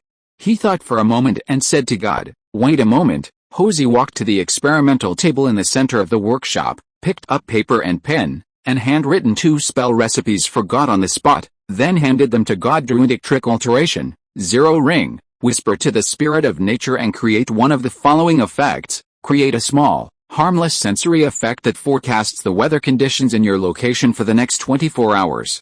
This effect can manifest as a golden ball representing a clear sky, a cloud representing a rainy day, snowflakes representing a snowy day, etc. It can instantly cause a flower to bloom, a seed to hatch, or a leaf bud to sprout. Create a small, harmless, immediate sensory effect, such as falling leaves, a breeze, the movement of small animals, or the faint scent of a skunk. This effect only works within a 5-foot cubic space. It can instantly light or extinguish a candle, a torch, or a small campfire. Seizing the initiative prophecy, 0 rings. You extend your hand and point your finger at a creature within casting range, instantly seeing through the target's defenses with magic. Actually, I could learn more than just these 2 spells that the Academy didn't have, but, I said matter-of-factly, I'm a rune master, and I spend most of my energy learning runes, so I neglected spell learning a bit. In short, he's a master of a secondary profession with only a high level but no combat power. Goddess subconsciously thought, then quickly accepted the 2 handwritten spell formulas and thanked Hizai. With these 2 spells, the number of spells he mastered would reach 44, almost reaching 45. Basically secured. As for advancing to the first ring mage level, Hizai thought for a moment, recalling events from hundreds of years ago, and slowly began to speak. The process of advancing to the first ring is actually divided into 4 stages. The first stage is cleansing the blood and increasing vitality. Generally speaking, the younger you are when you advance, the more vigorous your blood and energy will be, and the smoother this process will be. That's why it's said that the golden age for advancing to the first ring mage level is before the age of 20, and the purpose of this stage is to increase your lifespan after you advance to the first ring mage level. Increased lifespan is a highly tempting phrase for anyone. Whether it's emperors and generals, cultivators, or even a monkey, everyone seeks longevity. Similarly, Gouda is no exception. How much will the lifespan of a first ring mage increase? He couldn't help but ask with concern. The theoretical lifespan limit for mortals and mage apprentices is 75 years old. The theoretical lifespan of a first ring mage increases to 150 years old, a second ring mage to 225 years old, a third ring mage to 375 years old, a fourth ring mage to 600 years old, and so on, 150 years old. And that's only for a first ring mage. Increased lifespan has always been an advantage of supernatural power over technology. Gouda sighed slightly. After answering Gouda's questions, Hizai continued, the second stage is the liquefaction of mana. At the mage apprentice level, the mana you cultivate is not much different from the magic power wandering in the outside world. Such mana is of very low quality, which results in a very limited number of spells that a mage apprentice can cast. Even a third-level mage apprentice can only cast 20 spells at a time. However, once you advance to first ring mage, even if you have just advanced, the number of spells you can cast will reach more than 80. The reason why the difference is so great is that during the ring advancement process, the mana you cultivate undergoes liquefaction, and its quality is transformed. At this stage, the higher the concentration of magic power in your environment, the higher the success rate of mana liquefaction. In Gouda's common understanding, it is like energy being reprocessed, thus greatly improving endurance. The third stage of ring advancement is the removal of impurities from mental power. Once you complete the third stage, you'll possess precise perception, able to sense every tiny improvement and change in yourself, even able to measure the growth of your spiritual power with precise numbers. Finally, you'll expand your magical star C, opening up a first ring star C, which is considered a successful advancement to first ring mage. This is why mages are ranked by their ring number. And the Ascending Spirit Water is a comprehensive magical potion that can provide assistance in each of the 4 stages, increasing the success rate of ring advancement. Of course, you don't need to feel pressured. Even if you fail to advance, it won't affect anything. Anyway, the golden age for advancing to first ring mage is before 20. You can try again after a year, Hizai reassured Gouda, telling him not to be too nervous.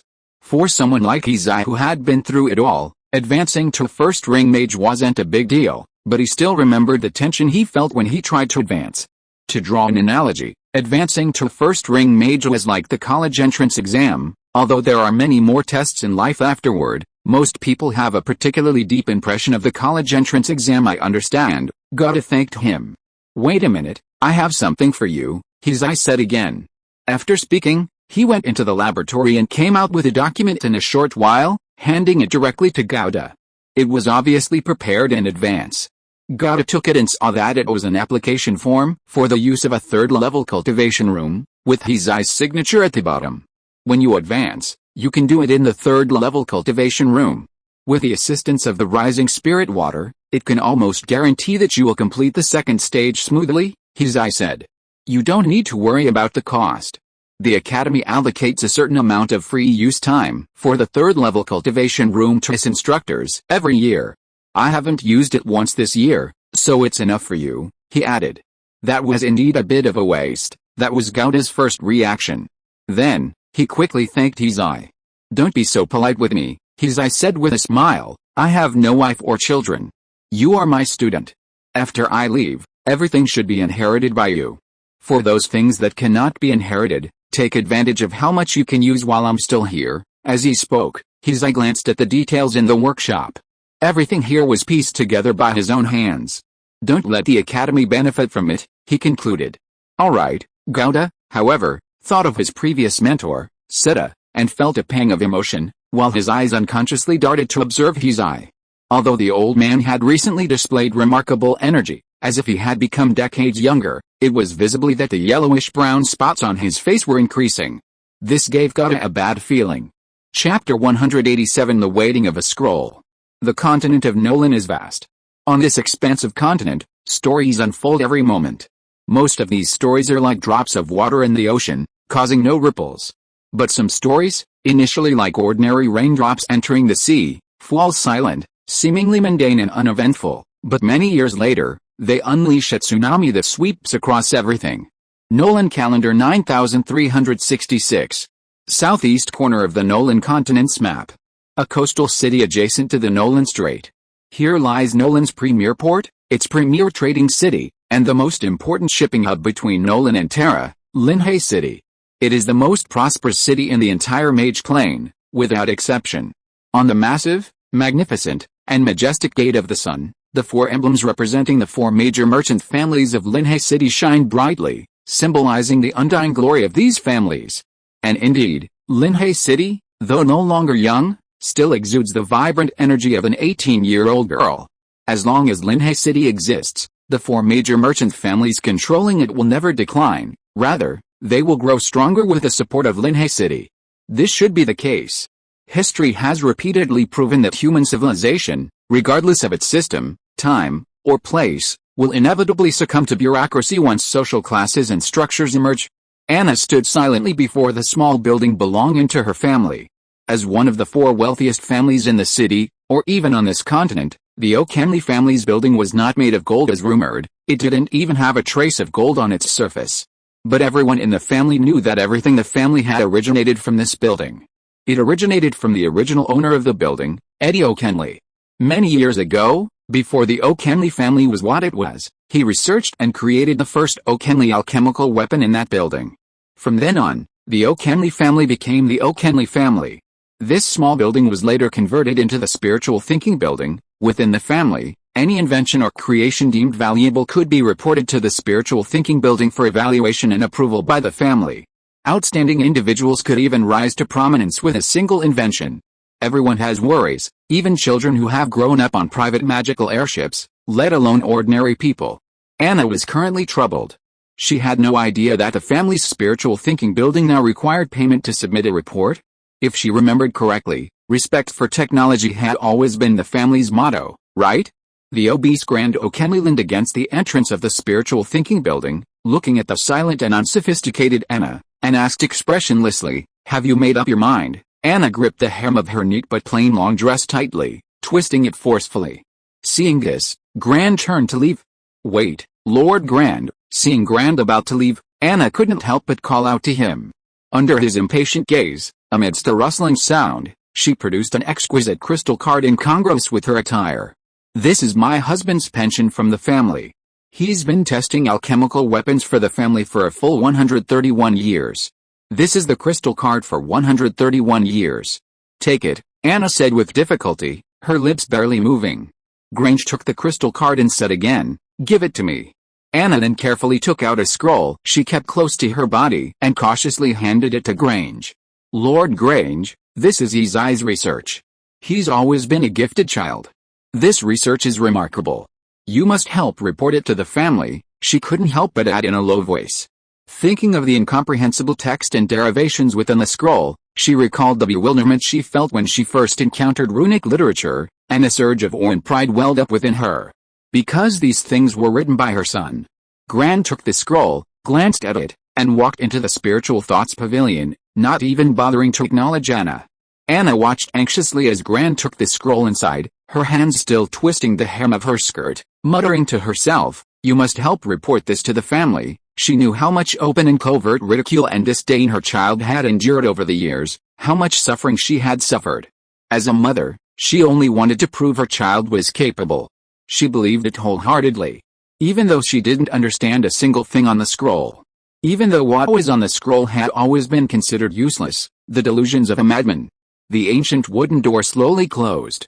Grand O'Kenley, who had entered the spiritual thoughts pavilion, suddenly sneered, muttering to himself, "Truly valuable inventions don't appear so easily. A meteoric rise to power isn't so simple either." As one of the directors of the Spiritual Thoughts Pavilion's review department, he was naturally not a worthless fool who only cared about money.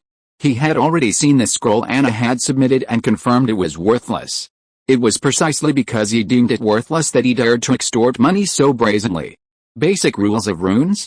Deducing magic circles through logic and calculation. Magic circles aren't constructed through rune modulation, but rather calculated on paper first. Is this child's play? A load of rubbish. What a fantastical idea. Laughable. What would it mean if these theories worked? It would mean that the core technology of the rune family would be overtaken by the O'Kenley family, making the O'Kenley family the only one among the 4 major merchant families of Linhay City to simultaneously master both alchemical weapons and rune construction, 2 core technologies. Is that possible? The O'Kenley family, along with the Igor family, the Ian family, and the Rune family, are among the 4 major merchant families of Linhay City, jointly controlling the city.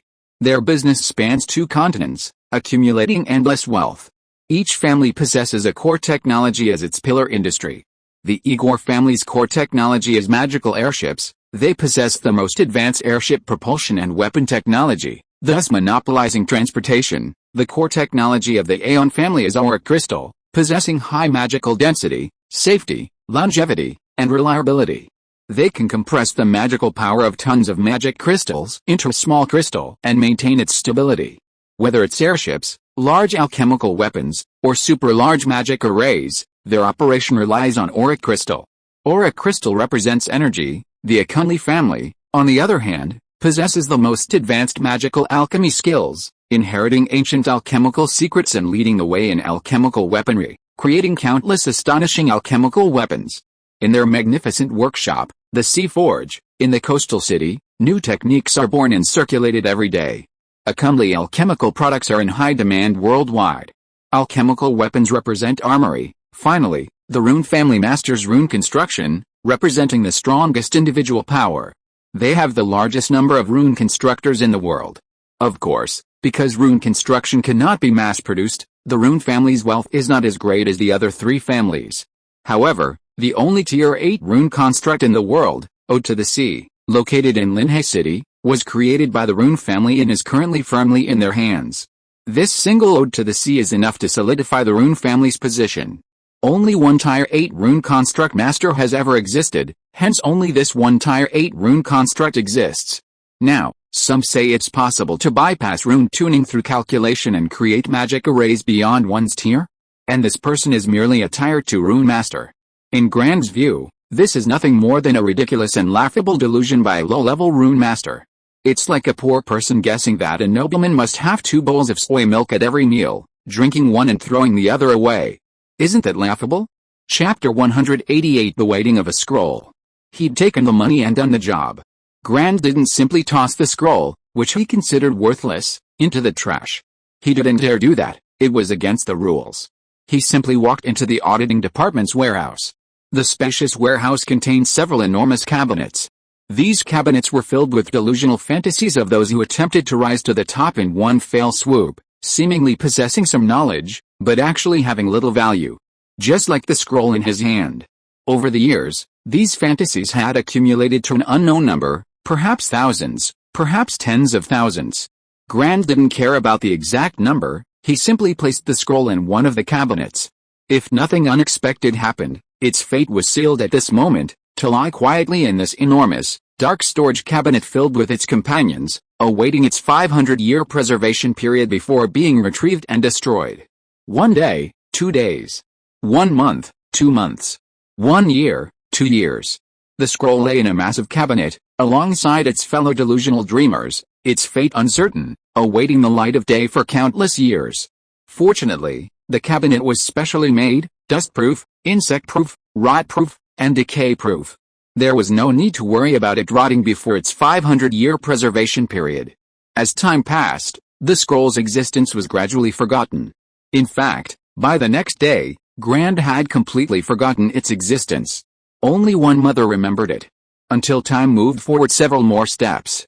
In the spring of Nolan calendar 9389, 23 years after the scroll entered the cabinet, that mother passed away. Its end seemed to be declared at this moment. Because the only person in the world who still remembered it was gone. The scroll was completely forgotten. Its historical mission had ended. But was that really the case? The interesting thing about history often lies in its uncertainty and chance. Nolan calendar 9656. The dusty cabinet was opened once more. But this time, it wasn't a new employee being brought in. Instead, a young hand reached in, casually pulled out a scroll, and picked it up again. Ron O'Kenley, the newly appointed head of the Linksea Tower's auditing department. Through a bit of his own effort and his father's 99% effort, Ron O'Kenley became the youngest head of the Linksea Tower. This young head could stay in the Linksea Tower peacefully for a few years or even a decade or so, as long as he didn't cause trouble, and of course, it was difficult to cause trouble in such a place. In short, after gaining experience at the Linksea Tower, his father would then promote him to the most important core of the entire family, the Sea Forge workshop. He was destined for a bright future. However, young Ron O'Kenley, despite being able to rely on his father's success, still had a heart that wanted to prove his abilities. He wanted to discover 1 or 2 extraordinary inventions and creations during his tenure, rather than lying around for a decade or so. This was youth, a passionate youth. The world may not be kind to young people like this, but it certainly needs them. Unfortunately, Ron O'Kennedy's luck wasn't good. 2 years into his tenure, he still hadn't produced any valuable inventions. Ron O'Kennedy felt he couldn't just sit around waiting for valuable inventions to come to him. He decided to take initiative and actively search for them. Then, Ron O'Kennedy thought of this dusty warehouse, and the countless worthless, unearthed wild ideas within. Perhaps there was a hidden gem? Many novels and biographies tell stories of protagonists finding treasures in piles of junk. He had read a chivalrous biography about a protagonist from a fallen dragonblood family who found a ring in the family's old house and ultimately rose to power with it.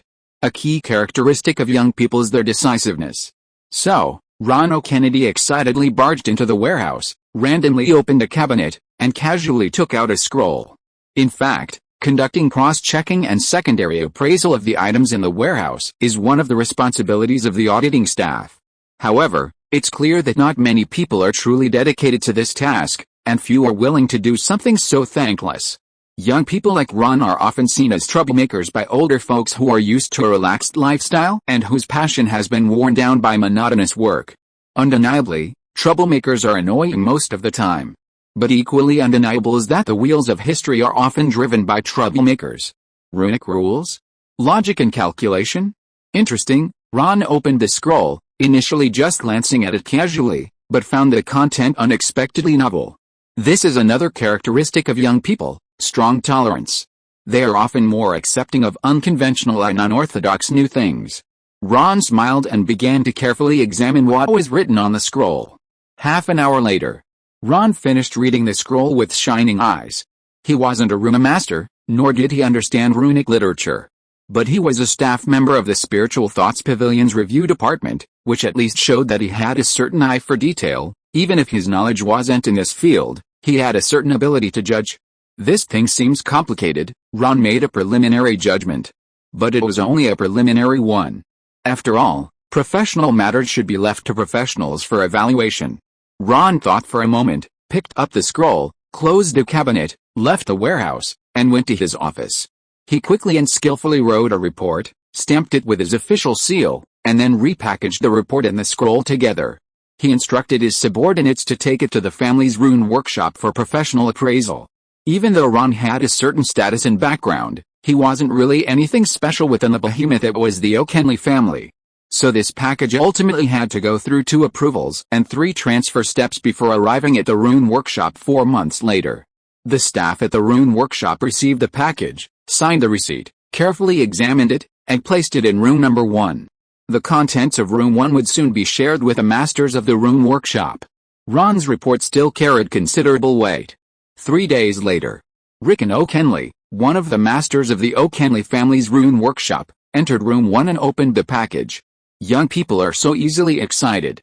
This kind of sensational but ultimately empty thing is quite common, he muttered unconsciously, glancing casually at Ron's report before nonchalantly opening the scroll.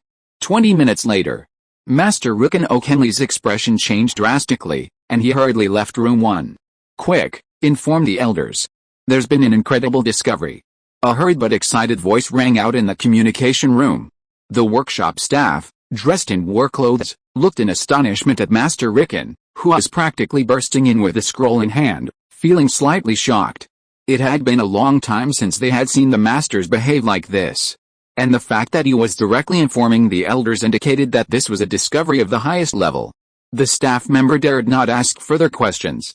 He silently turned on the alchemy machine on the table, relaying the notification while his eyes quickly swept over the scroll in Master Rickon's hand.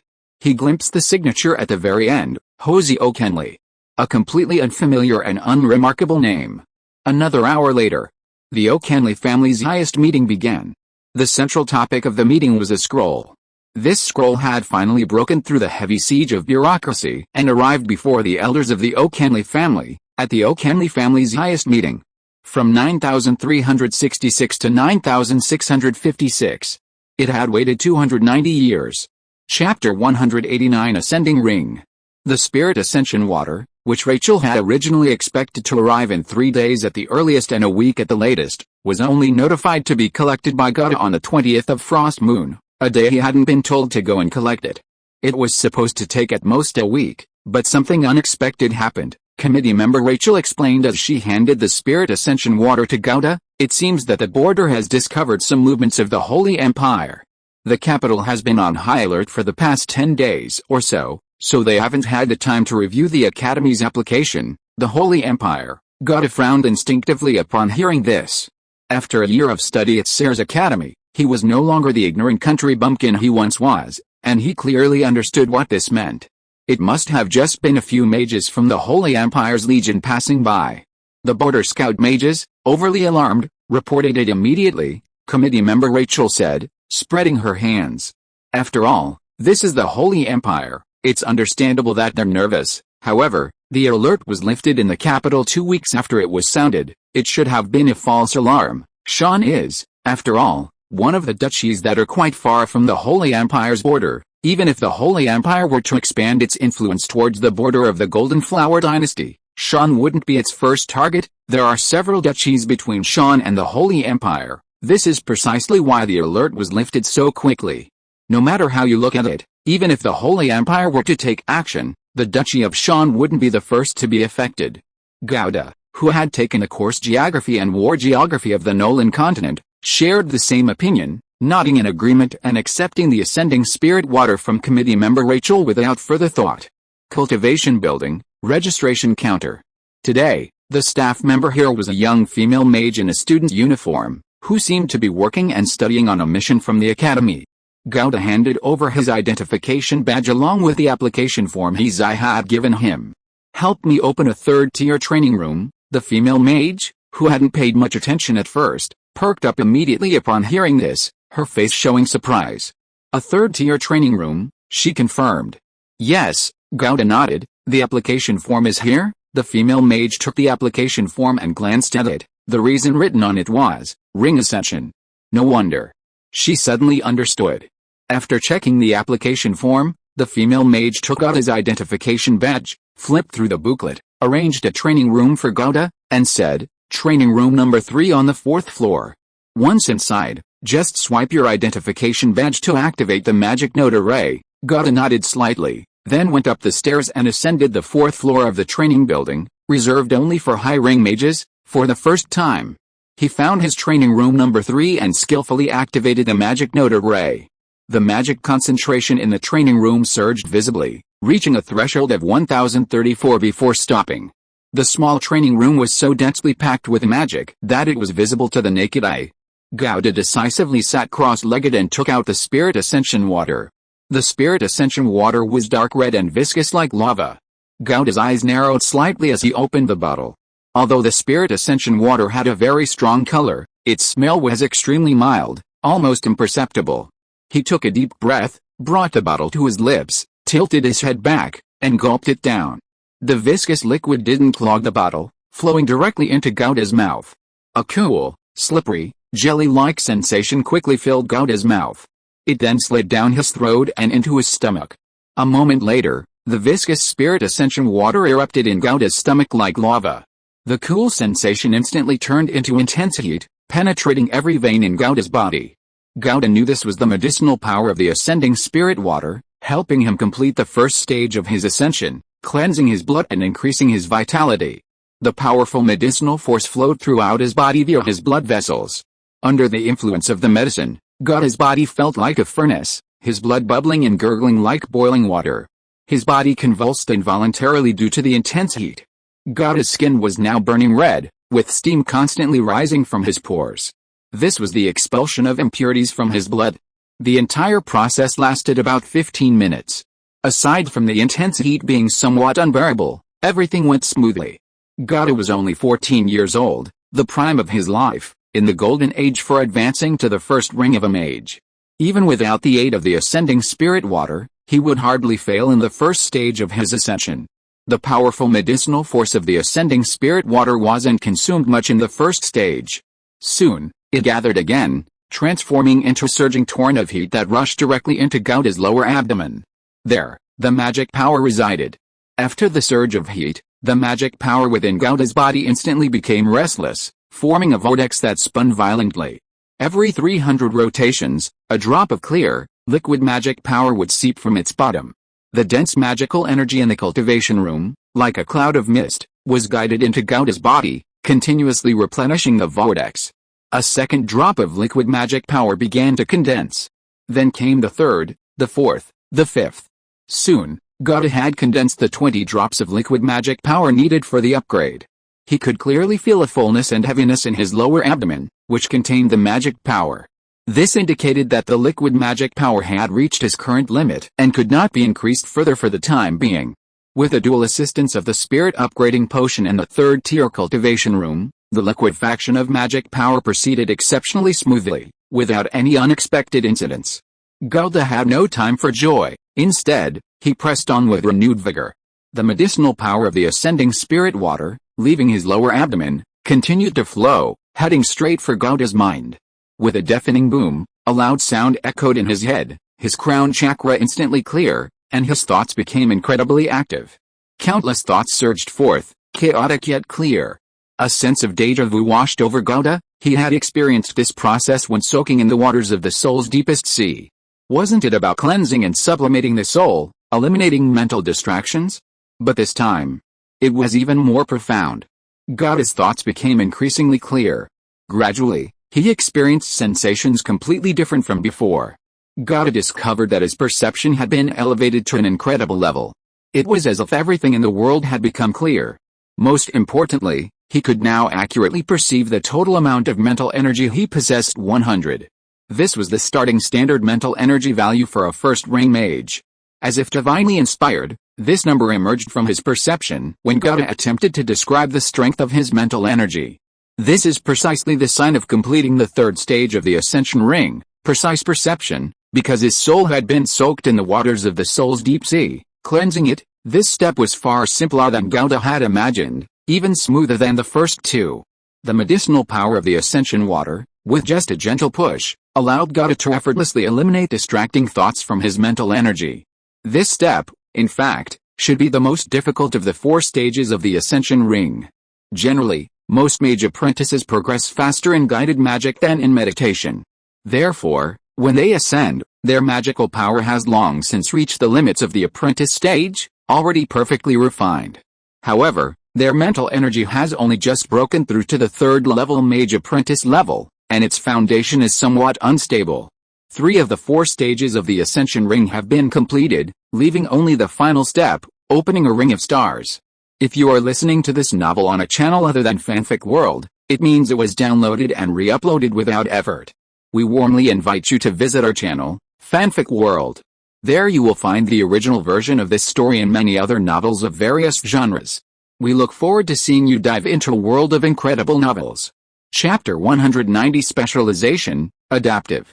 In the deepest recesses of consciousness space, within the magical star sea, countless star particles drifted irregularly, while Wind Spirit Moon Shadow sat steadfastly at the very center, radiating a pure white light. Surrounding it were 44 magical models constructed by Gauda. The magical star sea rarely saw outsiders. However, today, this tranquil star sea was met with an unprecedented upheaval. The remaining potency of the ascending spirit water transformed into a vast torrent of energy, surging powerfully into this magical star sea. Under the impact of this outsider, the freely drifting star particles in Gauda's magical star sea were all pushed to the very edge, like fallen leaves swept up by a gale. But amidst this chaos, in the previously endless darkness, with the impact of these star particles, a faint light barrier appeared, hindering their movement. That light barrier, like an eggshell, confined all the star particles to a fixed area. This fixed area defined by the light barrier was the so-called zero-ring magical star sea.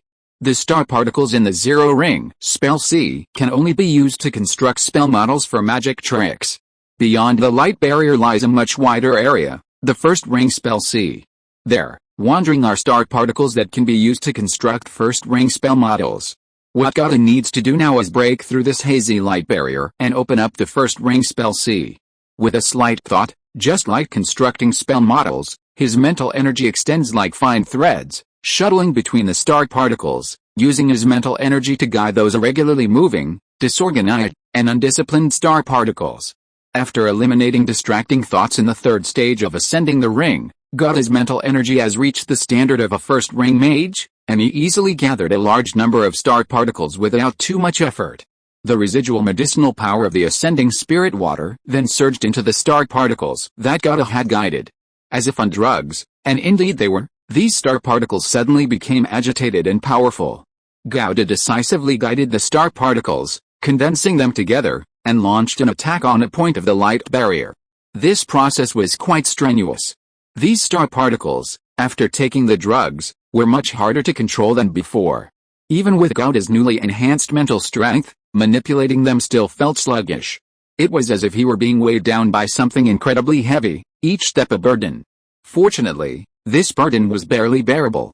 The 4 stages of the Ascension Ring were sequential, one after another. If he didn't complete the 3rd stage first, he certainly wouldn't be able to open up the first ring star sea. Break, Gauda roared inwardly. The next moment, the star particles surged like a raging flood crashing against a riverbank, rushing towards the hazy light barrier with overwhelming force. The barrier immediately succumbed, cracking. The cracks spread outwards in a spiderweb pattern, growing larger and larger. Success was imminent. Gauda's heart began to race with excitement. However, he dared not relax, and quickly pressed on, launching a second and third wave of attacks against the light barrier. Each attack felt like a giant bell ringing in his head, causing him a splitting headache. The more intense the pain, the more Gauda gritted his teeth, leading the stars in an even more ferocious assault. A single burst of energy leads to decline, and a third to exhaustion. During this process, any moment of relaxation would cause the cracks in the light barrier to heal automatically within a very short time. All his previous efforts would be in vain, and everything would have to start all over again. Gauda felt as if his brain was about to explode. The veins on his face bulged with pain, but he was oblivious. All his attention was focused on that seemingly thin light barrier. Boom! After dozens of waves of impact, just as the medicinal power of the ascending spirit water was about to be exhausted, finally, A sound like heavenly music rang out as the membrane shattered. The instant the sound rang out, the membrane shattered like glass into countless glittering fragments. These glittering fragments, under the influence of some mysterious gravity, danced gracefully, forming a dazzling halo that expanded outwards. Until it expanded to a certain area, the halo fixed itself, no longer moving, forming a star ring. The boundary is defined by the star rings. Within the boundary lies the zero-ring spirit sea. Beyond the star rings, within the new edge of darkness, lies the first ring star sea. One can see countless tiny stars suddenly emerging from the previously boundless, pitch-black magical star sea within the first ring star sea, like newly born stars. These stars are significantly larger than the original stars in the zero-ring star sea. They are more powerful, more volatile, and more difficult to control. The smaller stars in the zero-ring star sea are confined to its own area. These larger stars, however, have a much larger range of activity, capable of accommodating both star seas. They roam freely between the first ring and zero-ring star seas. Success. All 4 steps required for ascending to the next ring have been completed without any unexpected incidents. This indicates that he has left the apprentice stage and advanced to become a full-fledged mage.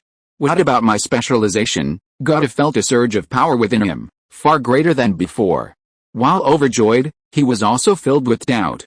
It was said that mages would awaken a specialization upon ascending to higher levels. But he hadn't sensed any specialization awakening within himself. He had asked Izai about the awakening process, but Izai hadn't elaborated, only saying he would know when the time came, as everyone's situation was different. As Gauda pondered this, his mental focus on the sea of spells suddenly gave way to an unusually pleasant sensation. Then, within this pleasant sensation, Gauda's consciousness gradually blurred. He vaguely felt as if he had come into contact with a vast and powerful, profound will. This will, after circulating throughout his body, finally focused on his mind, gently touching it. The next instant, a dazzling, infinite light burst forth in Gauda's mind. Like the special effects animation after opening a treasure chest in a game, it almost blinded Gauda's eyes. The boundless light, in an instant, transformed into a seed-like substance, directly planting itself into Gauda's mind. Mind and body became connected. Gauda, whose consciousness was already fading, let out an uncontrollable scream. He felt as if his mind had been bursting. The indescribable, intense pain triggered his body's defense mechanisms, and his consciousness completely blurred. When Gauda's consciousness gradually returned, he didn't know how much time had passed. He opened his eyes, stretched out his hands, palms up, and stared blankly. Adaptive. This was the name of his awakened feat. Gauda didn't know how he knew this name, it simply appeared naturally in his consciousness. Along with it appeared a brief description, survival of the fittest. With over 40 spells and knowledge in numerous different fields, you should be the one to survive, regardless of the competition or environment. Adaptive. Quickly adapt to any environment. This was the effect of Gauda's feat. The problem was that Gauda still didn't understand the specific function of his feat. Chapter 191 The Name of a Genius. Gauda carefully examined his body, trying to find anything different. After advancing to the first ring mage, he had gained precise perception. Under such circumstances, he should be able to detect any slight change in his body. But the fact was, apart from the changes brought about by the 3-ring advancements, increased vitality, liquefied mana, and enhanced mental strength, there was nothing different from before. The more Gauda examined himself, the more confused he became. Logically speaking, advancing to the first ring mage with 44 spells should mean that the awakened specialty wouldn't be weak. Gauda never doubted this. But now, he couldn't figure out the function of his specialty, which was truly frustrating. It was like having a treasure chest in front of you. You knew there were priceless treasures inside, but you didn't have the key to open it. Oh well, I'll definitely discover the effect of adaptive later. Gauda finally finished his examination. Let's wait and see. In any case, the advancement was successful. Gauda got up with satisfaction and left the training room. He first went to the registration counter to complete the registration for the use of the 3rd-tier training room. Successful. At the registration counter, the same hard-working female mage couldn't help but ask when Gauda came to check out. A mage's level is difficult to discern, so it was hard to tell whether Gauda had succeeded or not. Normally, it's not good to ask such questions. After all, if someone failed, they're already in a bad mood, and being asked like that might make them angry. But the female mage saw the joy in Gauda's eyes and could roughly determine that he had succeeded, hence her curiosity. I succeeded by chance, Gauda said modestly. Congratulations, the female mage immediately congratulated him. It took a total of 2 hours and a quarter of an hour. She quickly completed Gauda's registration. It took a little over 2 hours. It seems the time spent unconscious after awakening a feat was probably only a little over an hour, Gauda thought to himself. Under the female mage's slightly envious gaze, Gauda walked out of the training building. Sunlight streamed down, falling on him. He had finally become a first-ring mage. After nearly 2 years, he had finally reached this point. How could he not be overjoyed? After the initial excitement, Gauda remembered his business. Even after his successful advancement, there were still many things to do. First, he needed to register his advancement to first-ring mage at the academy. Then, he needed to go to the second floor of the library to exchange his credits for the first-ring mage cultivation method. Furthermore, he needed to quickly master the power of a first-ring mage and learn the corresponding first-ring spells. He also needed to inform his mentor, Hizai, of this good news. Finally, if possible, he should find an opportunity to hunt leeline creatures and collect as much primordial energy as possible. With the power of a first-ring mage, hunting zero-ring leeline creatures would be much easier. After considering all this, Gauda realized he still had a lot to do. At the committee meeting, committee member Rachel looked at the young man and nodded in satisfaction. Advancing to first-ring mage at 14 is rare even within the entire Cyrus Academy. A 14-year-old first-ring mage would rank in the top 1% even in the history of Cyrus Academy. If your awakened feat is decent, the Royal Mage Guild might even come looking for you, committee member Rachel added. She certainly wouldn't ask what Gauda's awakened feat was. This was every mage's privacy, absolutely confidential. Even the academy wouldn't infringe on a student's privacy. However, the strength of an awakened feat would soon become apparent. Like Jerica's feat, although Jerica had never revealed its specific effect, everyone knew it increased casting range. What was unknown was only the exact amount of increase. Alright, I've registered you. As she spoke, committee member Rachel completed Gauda's registration. I've also added the credits directly to your account. 3 points for a third-class mage apprentice, 5 points for an early first-ring mage, and an additional 9 points for advancing to first-ring mage at age 14, for a total of 17 points, she added. Thank you, Mage Rachel, Gauda said gratefully, quite satisfied. He hadn't even taken a single course yet, and he already had 17 credits. The second year's credit requirements were completed ahead of schedule. After Gauda left, committee member Rachel compiled the news of Gauda's successful advancement and had the staff announce it. Gauda, age 14, a student of the 9655th class of this academy, successfully advanced to the first ring on the 20th of the frosty month in 9656. The academy registers and announces the advancement of each student. This is somewhat similar to the honor roll in Gauda's previous school, recognizing students with outstanding achievements and encouraging others. This brief announcement caused a huge uproar at Sayre's academy. After the first year, Gauda, along with Jellica and Yulan, were hailed as 3 geniuses by some. However, due to his second-level mage apprentice status, Gauda ranked last among the 3. Many even thought that calling a second-level mage apprentice a genius was undeserved, even if his learning ability surpassed ordinary people. But now, only 2 months later, Gauda, a second-level mage apprentice, had transformed into a first-ring mage? Many students' first reaction upon seeing the announcement was to doubt their own eyes. Gauda had proven himself, in the most direct and powerful way, not only as a true genius, but also deserving of the top spot among the 3 geniuses. He also advanced to first-ring mage at 14. Yulan, still learning magic from his mentor, received the news later. He raised an eyebrow, a hint of unconscious frustration appearing in his voice. But quickly, he regained his confidence, muttering to himself, so what? I advanced on my own. He used the spirit ascension water. Without it, he might not have succeeded. Besides, I didn't enjoy the academy's resources during my apprenticeship. Even though we both advanced to first-ring mages at 14, the value is different. After a year of study, Yulan's mindset was much better than before entering the academy. Having thought this through, Yulan stopped worrying about Gauda and continued focusing on his studies. Jellica received the news much faster than Yulan. Her initial impression of Gauda was simply that of a young repairman. While she was very grateful to Geode for helping her repair the heart of the lake, that was all. After all, they weren't from the same circle. Later, when Geode approached her, asking her to help him come to St. Sen City, Jerrica's impression of him was still just that he was ambitious. It wasn't until she met Geode, a fellow student at the academy, and watched him break the entrance exam record and become the top freshman in credits, that she truly considered Geode a peer, someone she could talk to equally. She even invested a small amount of money in Geode.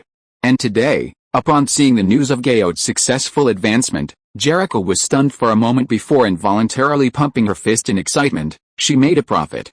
She had invested in Geode before he became a first circle mage. There's a big difference between helping someone in need and adding to someone's success. Some are happy, some are sad. Jerry Harrell, who had initially provoked Geode but never appeared before him again, also saw the announcement. He wasn't refraining from further trouble because he recognized his mistake. Jerry simply understood that even as the top student in the alchemy department, he couldn't do anything to Geode within the academy. He could teach Geode a lesson by breaking the rules, but it wasn't worth it. For him, the top student in the alchemy department and a scion of the Harrell family, to engage in a self-destructive act with a country bumpkin, what would that be? So, despite his displeasure, Jerry Harrell suppressed it, choosing to ignore him and force himself to forget. Unexpectedly, Geode's name appeared with unusually high attendance. Over the course of the year, he frequently heard the name and tales of Geode's glorious deeds from others. But regardless, Jerry Harrell still looked down on Geode. What good was strong academic ability? At best, he'd stay at the academy as a lecturer after graduation. Until today, when he saw this announcement. Even Jerry Harrell, who had previously looked down on Geode, finally began to take it seriously. He wasn't deceiving himself. Advancing to first ring mage at 14, by all accounts, he deserved the title of mage prodigy. If you don't kill the snake, you'll only bring trouble upon yourself, Jerry Harrell muttered, clenching his fist. I was too impulsive, knowing I couldn't crush him in the academy. I shouldn't have picked a fight with him. Not only did I fail to vent my anger, but I also made an enemy for nothing, he reflected. I need to learn from this lesson. In the future, I'll either not act at all, or only when I'm absolutely certain of success. Of course, in his view, his actions this time were also understandable. Who would have thought that a country bumpkin who got in through sheer luck and a recommendation letter would actually be a mage prodigy? With that kind of ability, he could have just passed the entrance exam. Why waste a recommendation letter? Chapter 192 The Secret of Cultivation Methods. As soon as he left the committee, Geode headed straight for the academy's library. The library wasn't open all day, it was only open from 9 a.m. to 8 p.m.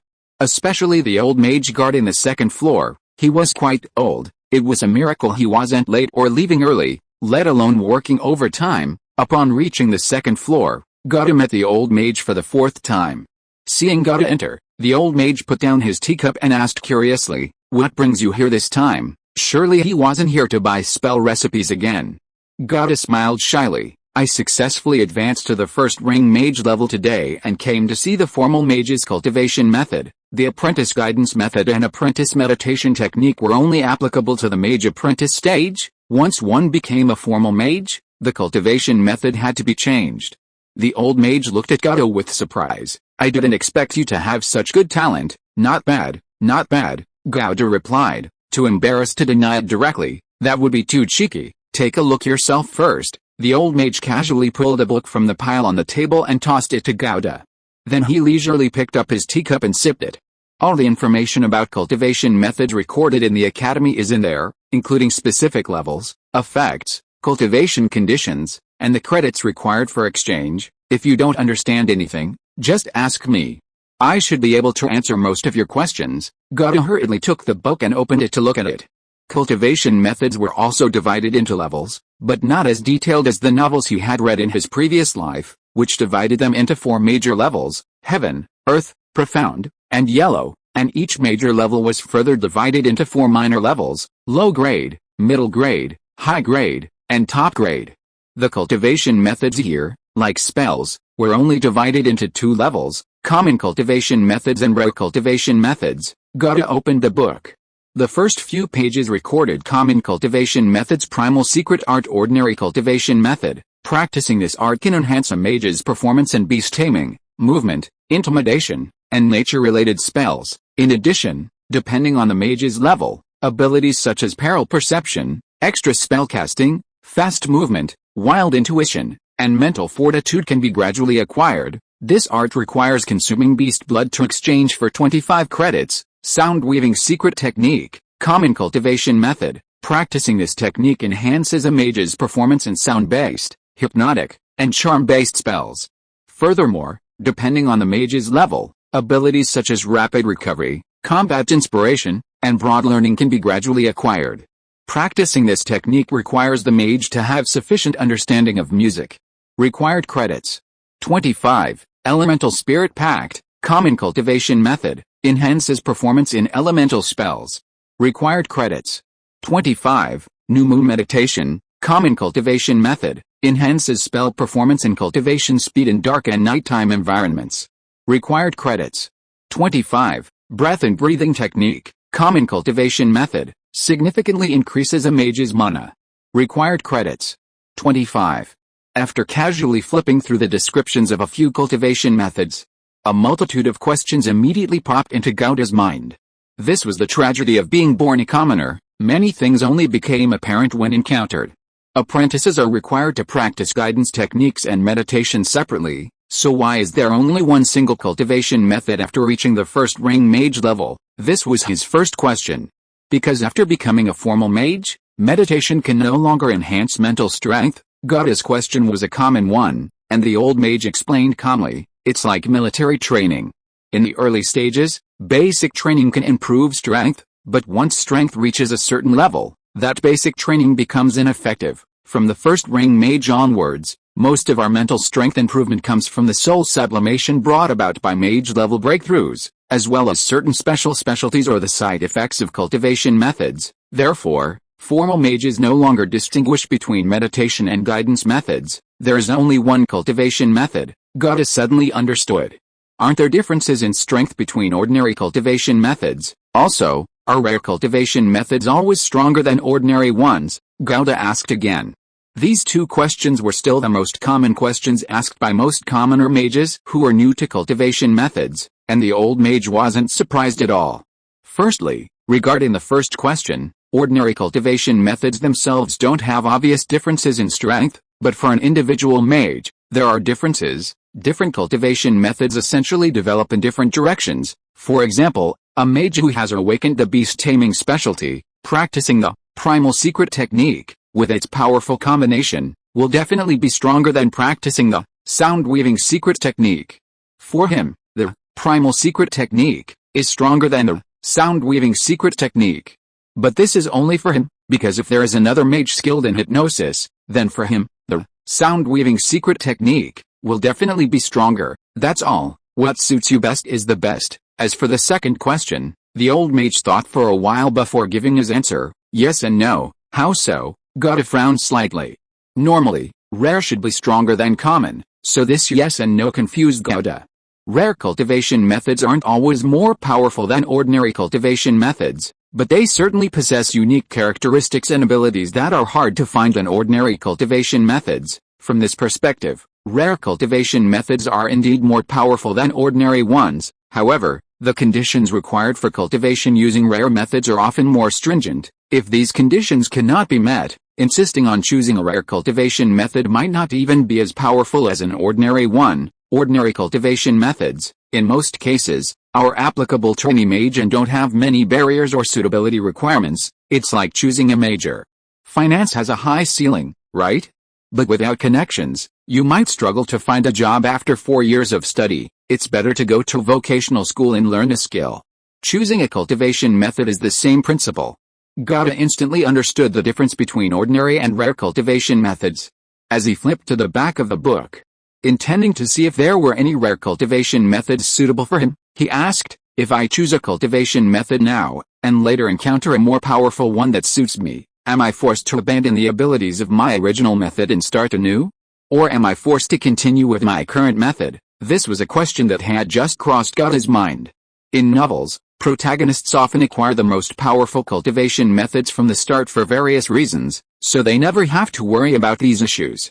His current situation, however, meant he could only choose from the cultivation methods collected by the Seers Academy.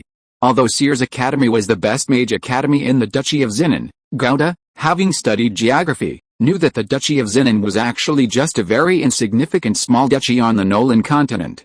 It was conceivable that Seers Academy wouldn't possess any extremely powerful cultivation methods.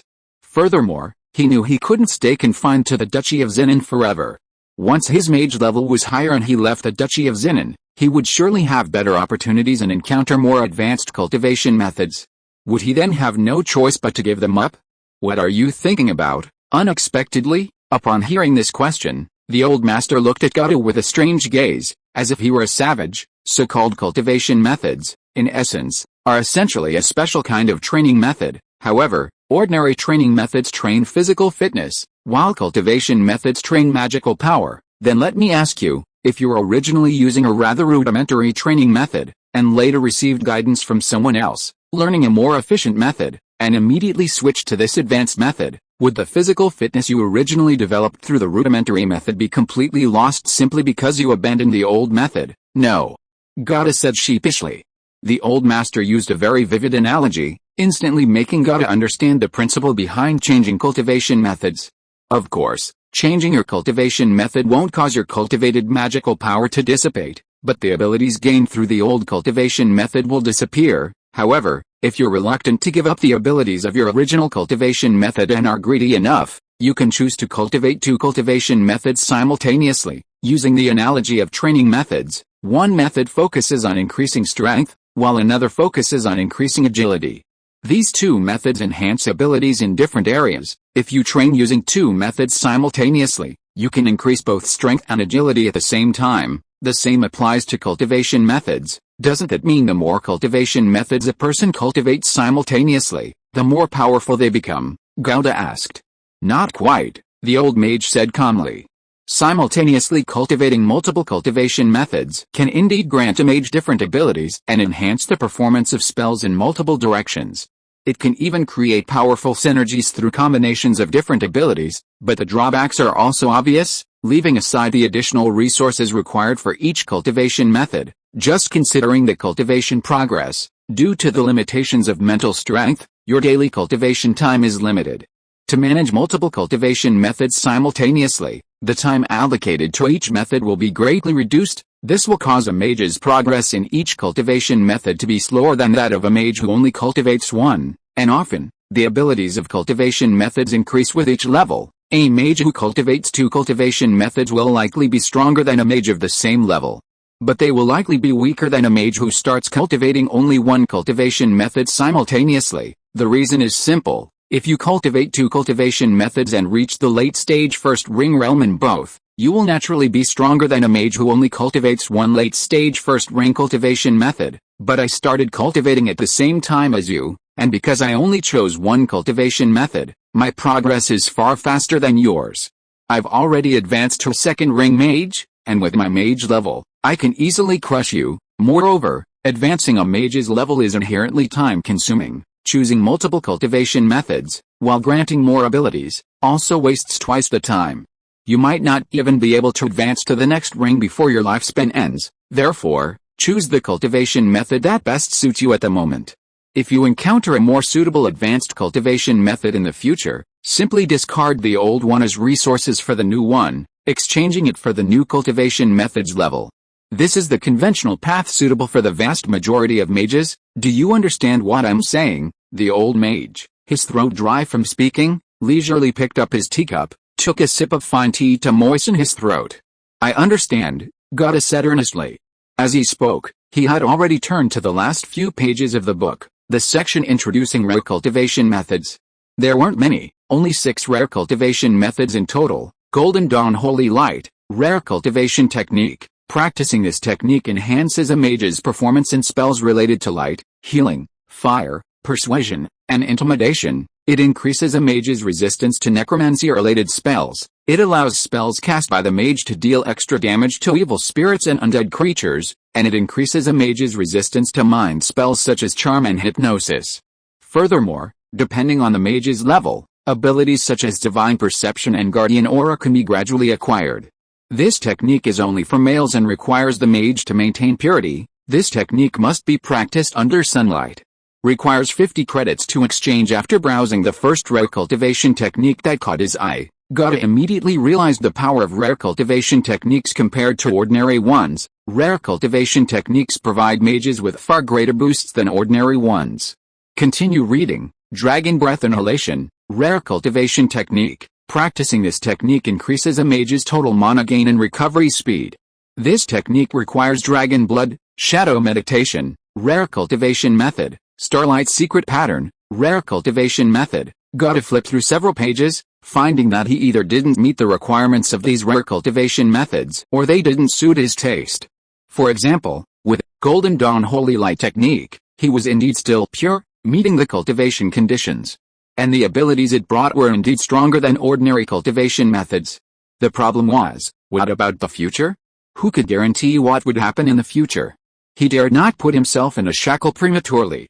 Thinking this, Gata had already turned to the last page of the book. A particularly eye-catching name, with a style completely different from the previous ones, instantly attracted Gata's attention: Azure Wood Longevity Scripture. What kind of intrusion is this? This was Gata's first reaction. This classical name, which usually only appears in cultivation novels, left him instantly bewildered.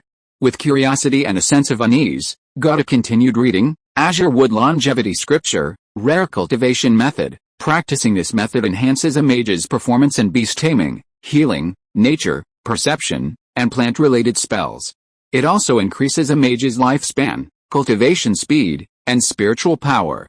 Furthermore, depending on the mage's level, abilities such as Immortal Body, Earthwalker, Natural Recovery, Nature's Language, and Nature's Protection can be gradually acquired.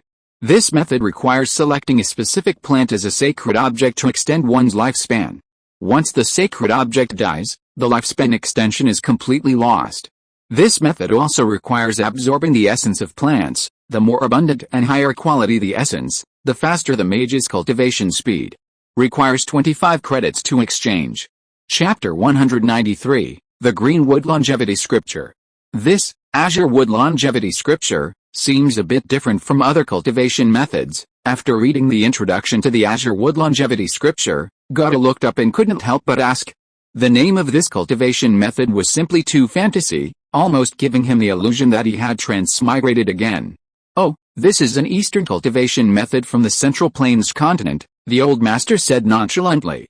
An Eastern cultivation method, Gata exclaimed in surprise. Having spent most of his life working in the library, he knew without asking what Gata was curious about, and directly explained. The culture and customs of the Midgard continent are completely different from ours, and the names of their cultivation methods are mostly these mysterious and esoteric things. Leaving aside culture, the mage system of the Midgard continent is also unique, quite different from our Nolan and Terra continents. There, they don't have a unified government, no standing army, only numerous schools of magic and various monasteries. Their magical school philosophies are incredibly diverse, some even contradicting each other. While there's no national conflict there, school disputes are commonplace. The Midgard continent was originally the birthplace of magic, so it has the largest number and variety of native magical creatures and plants in the entire plane. Even the legendary dragon's lair is located on the islands in the seas surrounding the Midgard continent, and the mages of the Midgard continent have always considered themselves part of nature, not its masters. Their way of life is to coexist harmoniously with these magical animals and plants, and through this interdependent relationship, they have multiplied and thrived for countless generations. Therefore, the cultivation methods they developed are often related to nature. Because the Central Plains is located in the east of the Mage Plain, their cultivation methods are quite different from those commonly found here. So, to distinguish between the two schools of cultivation, the cultivation methods of the Central Plains are generally called Eastern cultivation methods, and our cultivation methods are called Western cultivation methods. There is no clear distinction between Eastern and Western cultivation methods, it's just a difference in their philosophies. This, Azure Wood Longevity Scripture, is one of the cultivation methods of a monastery called the Temple of Balance on the Central Plains. I heard that the mages of this monastery have 5 cultivation methods in total. Besides the Azure Wood Longevity Scripture, there are the Blackwater Heavenly Scripture, the White Gold 7 Kills Scripture, the Crimson Flame Responding to Fire Scripture, and the Yellow Earth Carrying Things Scripture. But only this, Azure Wood Longevity Scripture, is known to the outside world. The cultivation methods of the Central Plains have actually spread here, Gata asked in surprise. Cultivation methods are usually secrets passed down by various mage factions, requiring strict secrecy, right? The old mage smiled slightly. There's a reason for that. You've seen the requirements of this cultivation method. Besides sacred objects, it also requires absorbing the essence of plants and trees. Therefore, generally speaking, mages who practice this method are fervent nature lovers who actively cultivate plants and trees, creating sacred grounds for them. From this perspective, the more mages who practice this method, the more abundant the essence of plants and trees in the world will be, and the more sacred grounds they will have. Therefore, the mages of the Balance Temple not only don't keep the Azure Wood Longevity Scripture a secret, but they even actively reveal this cultivation method directly. Furthermore, they have sent mages across the Emerald Sea from the Central Plains to our Nolan continent, just to spread this Azure Wood Longevity Scripture. This is also why other rare cultivation methods require 50 credits to exchange, while the Azure Wood Longevity Scripture only requires 25 credits. After all, it's not difficult to obtain. Under the old mage's introduction, Gata was immediately filled with curiosity about this unique continent. Temples, monasteries, schools of magic, and mysteriously named cultivation methods. It seemed that the cultural system of this central continent was somewhat similar to his previous life. The cultivation requirements for the Azure Wood Longevity Scripture don't seem high. Compared to the powerful abilities it can bring, many people should choose this cultivation method, right? Gauda asked again. Increased lifespan, increased cultivation speed, increased mental strength. Any one of these three abilities would be incredibly attractive to a mage, let alone the Azure Wood Longevity Scripture, possessing all three. And the cultivation requirements are so low. Choosing a plant as a sacred object and absorbing its essence to accelerate cultivation, who can do that? Plants are everywhere, and their essence is readily available. Gata was immediately tempted. Wrong, the old monk shook his head mercilessly. In fact, the number of monks who choose this cultivation method is not only small, but extremely small. It's the cultivation method with the lowest selection rate among those collected by the Academy. Huh? Gata exclaimed, puzzled. Why is that? Is its efficacy fake? He couldn't understand. At least the allure of longevity, few monks could resist it, right? The efficacy is real, but this is just a rough introduction. It doesn't go into detail. Actually, once you see the complete cultivation method, you'll understand that its unique abilities, while seemingly wonderful, are actually all traps. If it were truly that powerful, the monks of the Balance Temple wouldn't need to go to such lengths to transmit it. How so? Gata couldn't help but frown. First, this cultivation method for extending a mage's lifespan requires the mage to choose a specific plant as a sacred object, then use that plant to extend their lifespan. Once the sacred object dies, the lifespan extension is completely lost. As I told you, mages on the central continent coexist harmoniously with plants and animals, mutually dependent.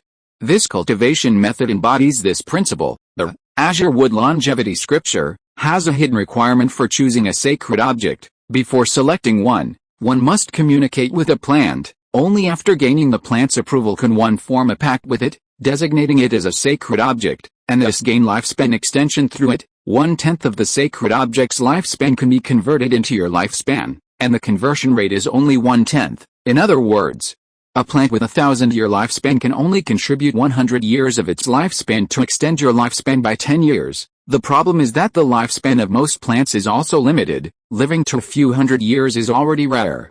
This at most extends your lifespan by a few years, which is not very meaningful. The only truly long-lived plants are demonic plants, and it has to be a high-level magical plant, preferably a tree-type magical plant. But why would a high-level magical plant agree to become your sacred object, giving you 10% of its lifespan for nothing, unless the benefits you bring it outweigh the 10% of its lifespan it loses? Therefore, the most practical way to cultivate this method is to obtain a seed of a high-level magical plant, plant it yourself, and through the plant's instinctive affection, you can effortlessly form a bond with it. But this method has two problems. First, seeds of high-level magical plants are hard to find. They are extremely precious, and even money can't guarantee you'll get them. Second, it means you'll need to expend a lot of resources to cultivate an additional high-level magical plant. For a high-level magical plant to grow, a spiritual land is indispensable. High-level magical plants generally require high-level spiritual land, which can stump countless mages, Gata nodded silently. A spiritual land, let alone a high-level spiritual land, even the lowest level first-tier spiritual land, is a treasure trove, something ordinary mages can't possibly possess. Furthermore, for a demonic plant to grow rapidly, it requires a great deal of resources, as well as corresponding cultivation techniques and meticulous care. Most mages struggle to support themselves. How could they possibly have the capacity to cultivate a high-level demonic plant? Finally, the concept of a sacred relic is both the magic and the weakness of the Azure Wood longevity scripture. On one hand, you can gain many benefits from a sacred relic, but on the other hand, if you destroy your sacred relic, the extra lifespan you gain through this method will dissipate. And the cultivation abilities gained through the relic will also disappear. This is essentially your Achilles heel. Demonic plants need to be planted on sacred ground, and once planted, they cannot be easily transplanted, let alone carried around. Your enemies may be unable to harm you, but they can bypass you and attack your sacred relic. What kind of world can guard against a thief for 1,000 days? Unless you can always stay by the sacred relic's side, or have a powerful force backing you to protect it. The prerequisites are numerous, and it has this inherent flaw. So even though this Azure Wood longevity scripture possesses the three miraculous effects of prolonging life, accelerating cultivation, and enhancing spiritual power, very few people actually choose this cultivation method. Gata pondered for a moment.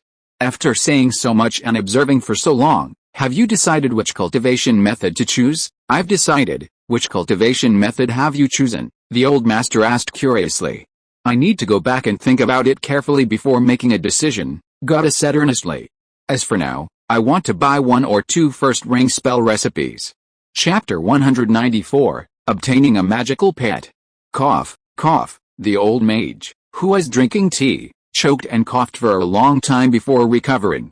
He glared fiercely at Gata and then said, choosing a cultivation method is such an important matter that it certainly requires careful consideration.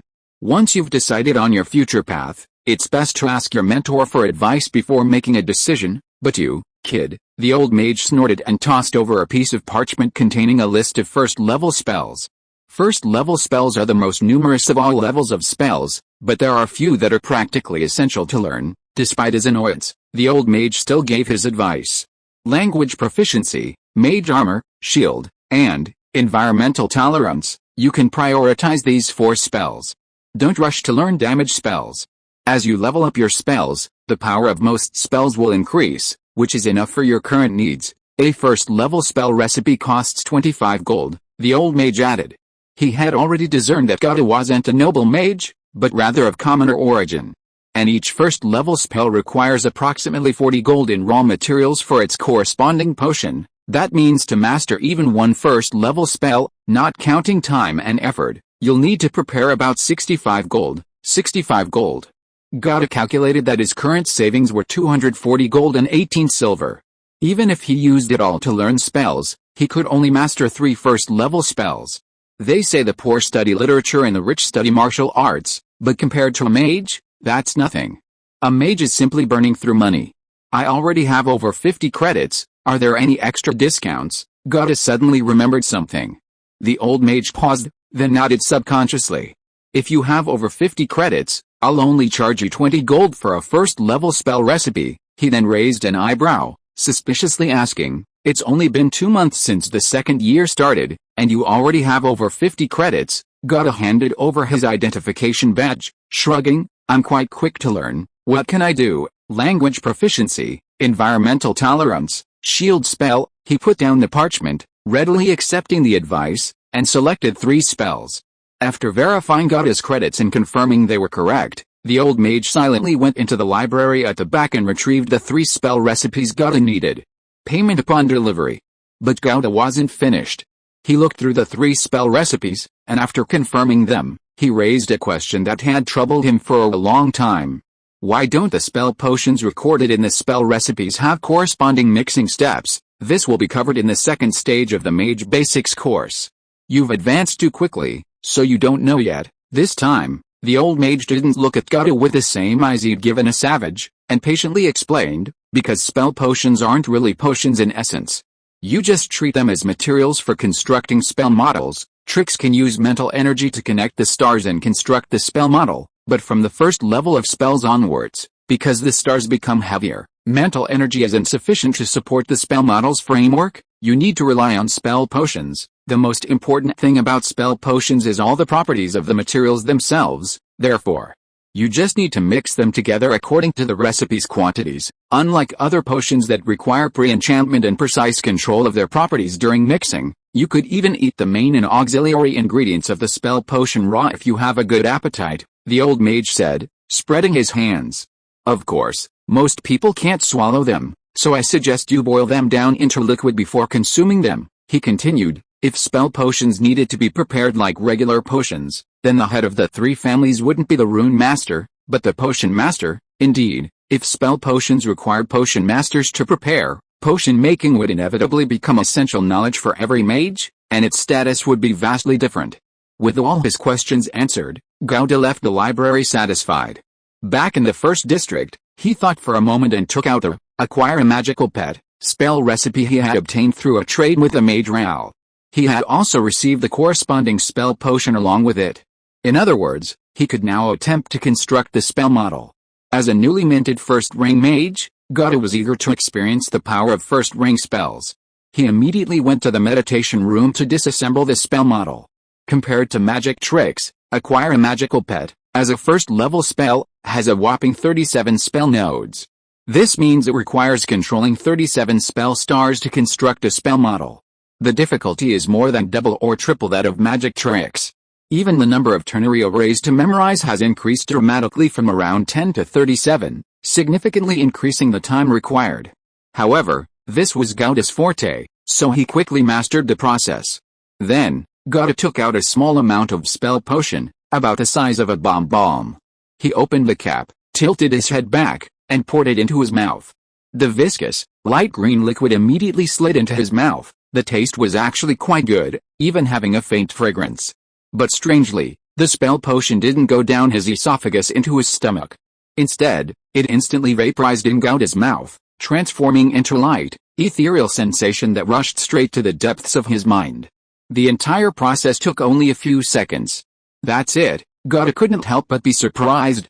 He quickly entered a state of focus, immersing his mind in the sea of spell stars. Sure enough, a pale green cloud had appeared in the sea of magic stars. Without hesitation, Gauda began to guide the stars in the ring of the magic star sea, leading them closer to Wind Spirit Moon Shadow. Then, according to their respective coordinates, like college students and military training, he directed these mischievous monkeys to their designated positions. Whether it was a beginner's perk or something else, Gauda successfully assigned positions to all 37 stars in one go. Suppressing his joy, he steadily controlled his mental power to guide the pale green cloud.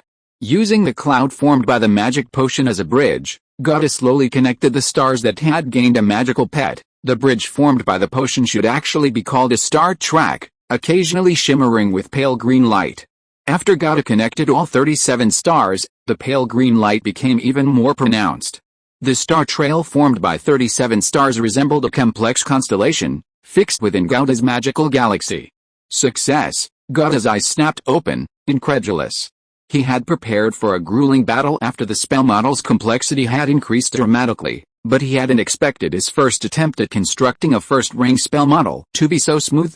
With a slight thought, he opened the rudimentary information panel of Wind Spirit Moon Shadow. Sure enough, the spell section had been expanded. Spells. 0 ring, repair spell plus 1 ring, gain a familiar. Having at least one first-ring spell was enough to call oneself a first-ring mage.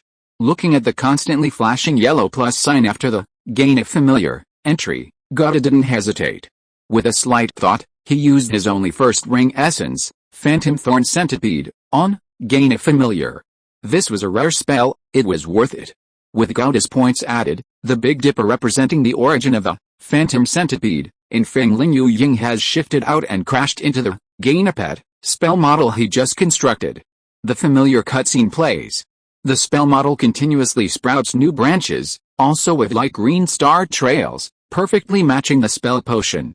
Finally, the gain a pet spell model, composed of 37 stars, transforms into the gain a pet plus spell model with a full 52 stars, gain a pet plus conjuration, first ring. You summon a first ring pet to serve you. You can choose one of the following animals as the family of the summoned pet: bat, cat, crab, frog, toad, eagle, lizard, octopus, owl, snake, fish, piranha, rat, raven, seahorse, spider, weasel. You cannot possess more than one pet at a time through this spell. Additional, your summoned creatures will no longer be limited to their original family or animal, but will be any rank 1 creature, as long as it is willing to respond to your summons. Chapter 195 Lady Flora. Just as I expected.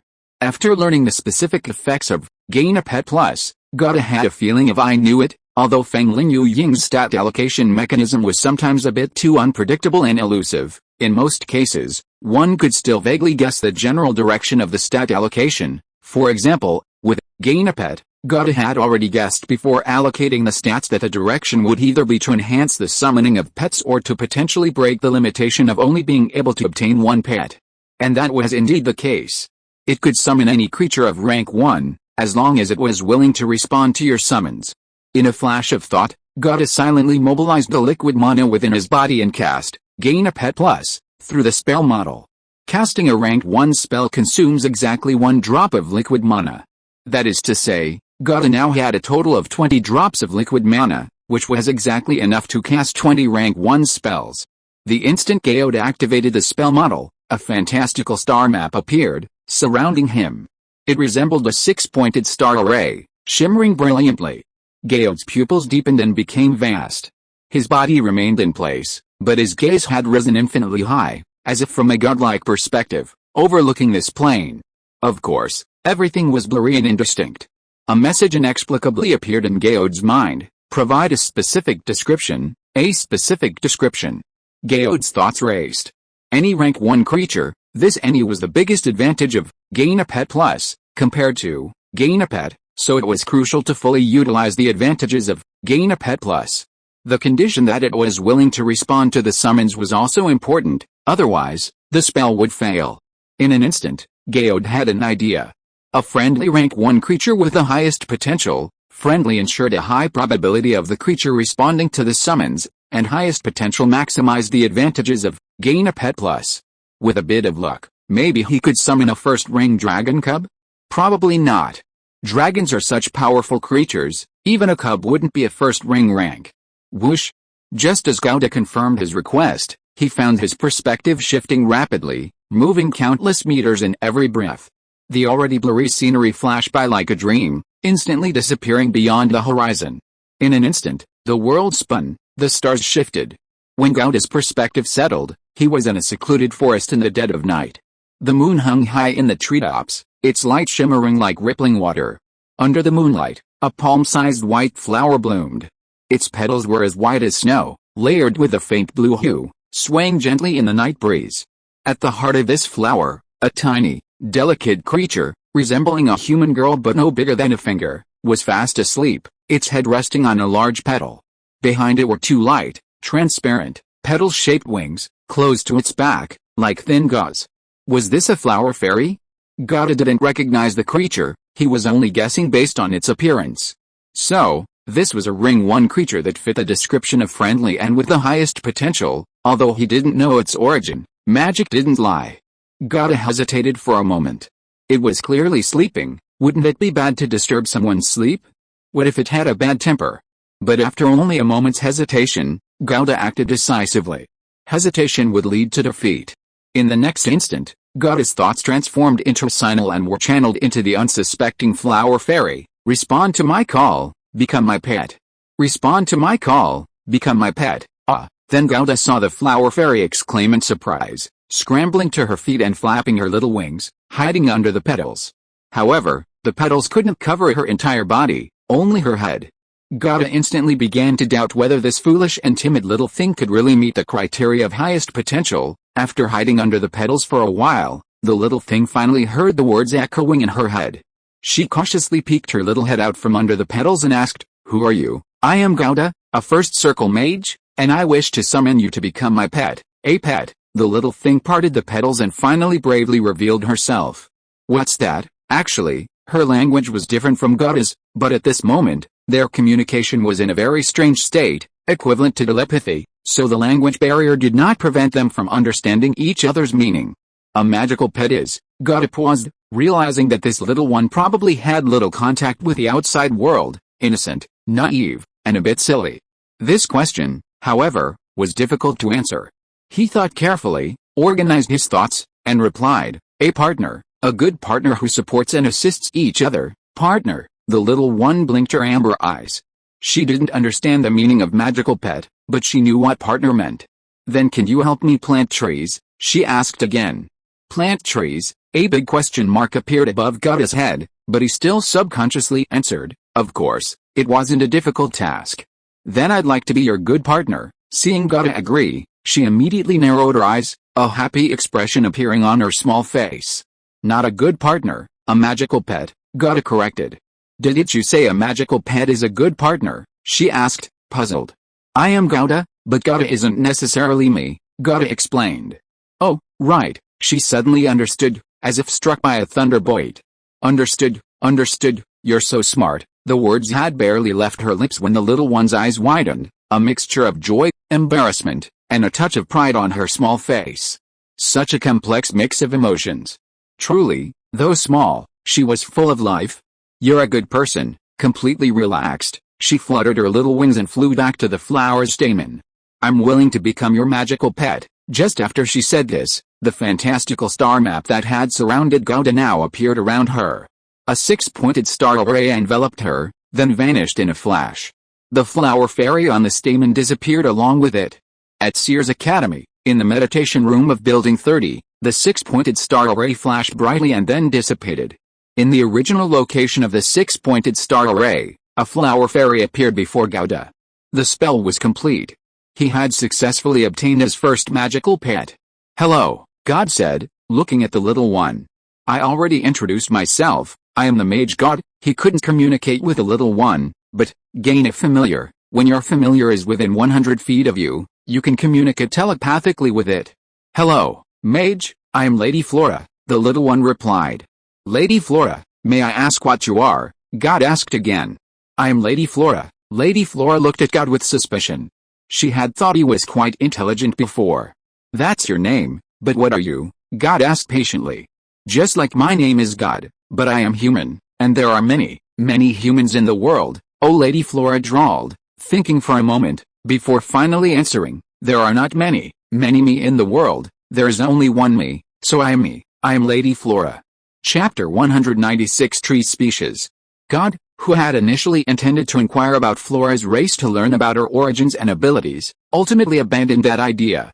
After all, Flora was a familiar he had found based on the description of her as a friendly, high-potential first-rank creature. Assuming the spells worked correctly, God believed Flora's abilities were definitely extraordinary.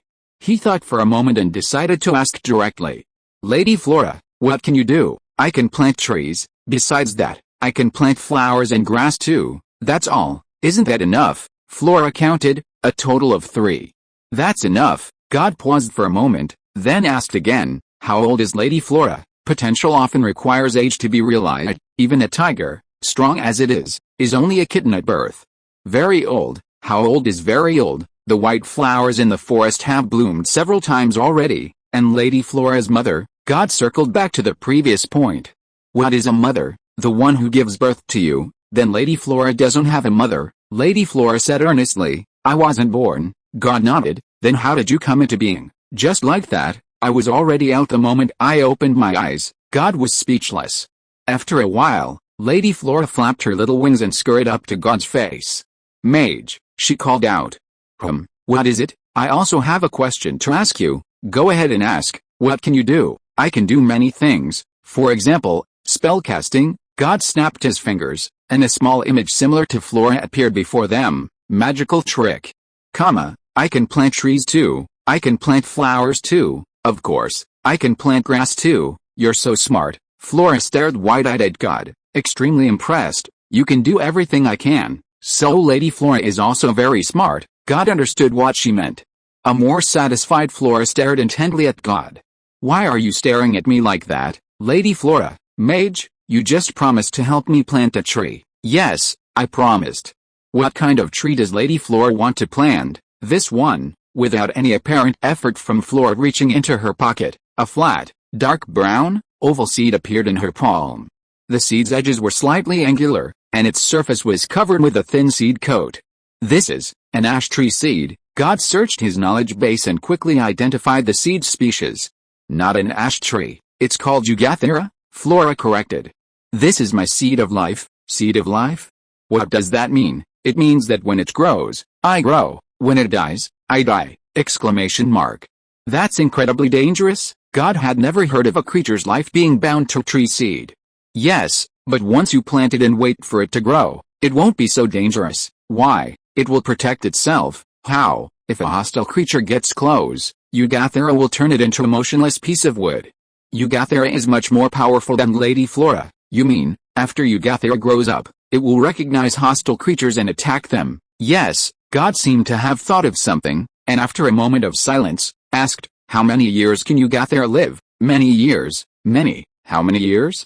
Lady Flora, could you be more specific? Many means many. That's already very specific. Mage, you're not smart. God stared at the Yugathera seed in Flora's hand, looking at it again and again.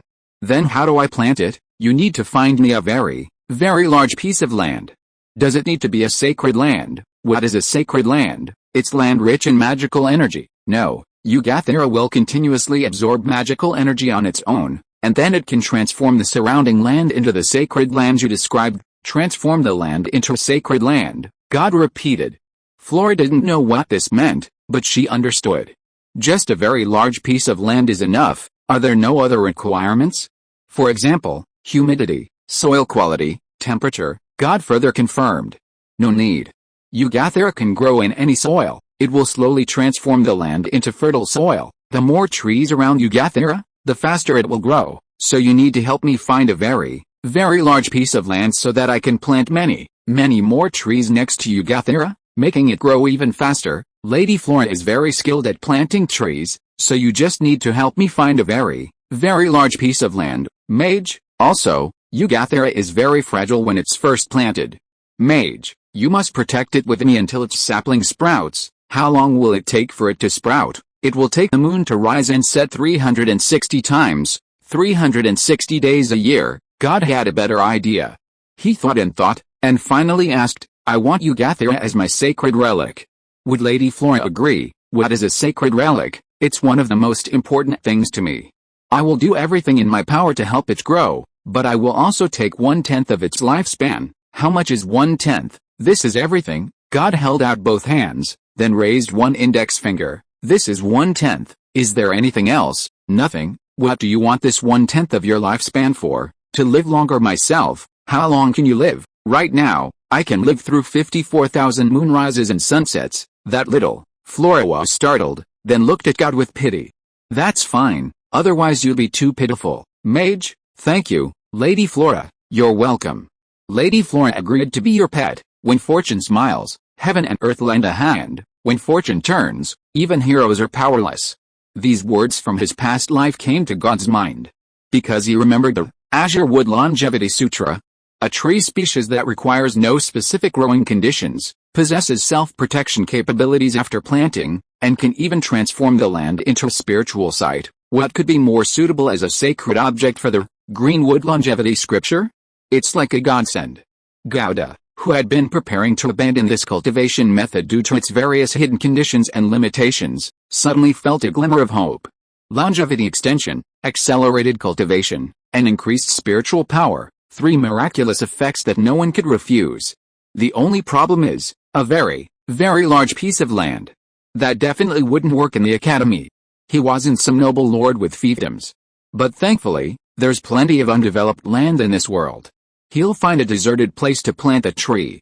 If you are listening to this novel on a channel other than Fanfic World, it means it was downloaded and re-uploaded without effort. We warmly invite you to visit our channel, Fanfic World. There you will find the original version of this story and many other novels of various genres. We look forward to seeing you dive into a world of incredible novels. Chapter 197 Ring Ascension Spellcasting. Then, gotta try disbanding a summoned creature. With a mere thought, the hexagram reappeared. It enveloped Flora, vanished in a flash, taking her with it. According to the spell description, It can temporarily disband your summoned creature, which will then enter a small plane awaiting your resummoning. Flora was now in a small plane specifically for her. Gotta once again used his liquid mana to cast, gain summons plus. The hexagram reappeared, bringing Flora back. Flora was puffed up in a huff. What's wrong? Gotta felt inexplicably guilty. Mage, it's dark and small in there, I don't like it. Then don't go there again, that's for the best. Flora nodded her tiny head, about the size of a soybean, and then, from somewhere, produced an equally small green leaf, gesturing with her finger on it. Like a child doodling in a notebook. What are you doing, holding a grudge? Today, you dragged me into that little dark room. Lady Flora will remember this grudge. God, Flora didn't like the small plane with a gain a pet plus feature. In her words, it was a cramped room. So, God didn't choose to take Flora back to the small plane. Fortunately, pets can act independently and don't need to follow a mage. And even if they did follow, Flora, who was only the size of a finger, was indeed not difficult to carry. After much coaxing, God managed to appease the sulking Flora.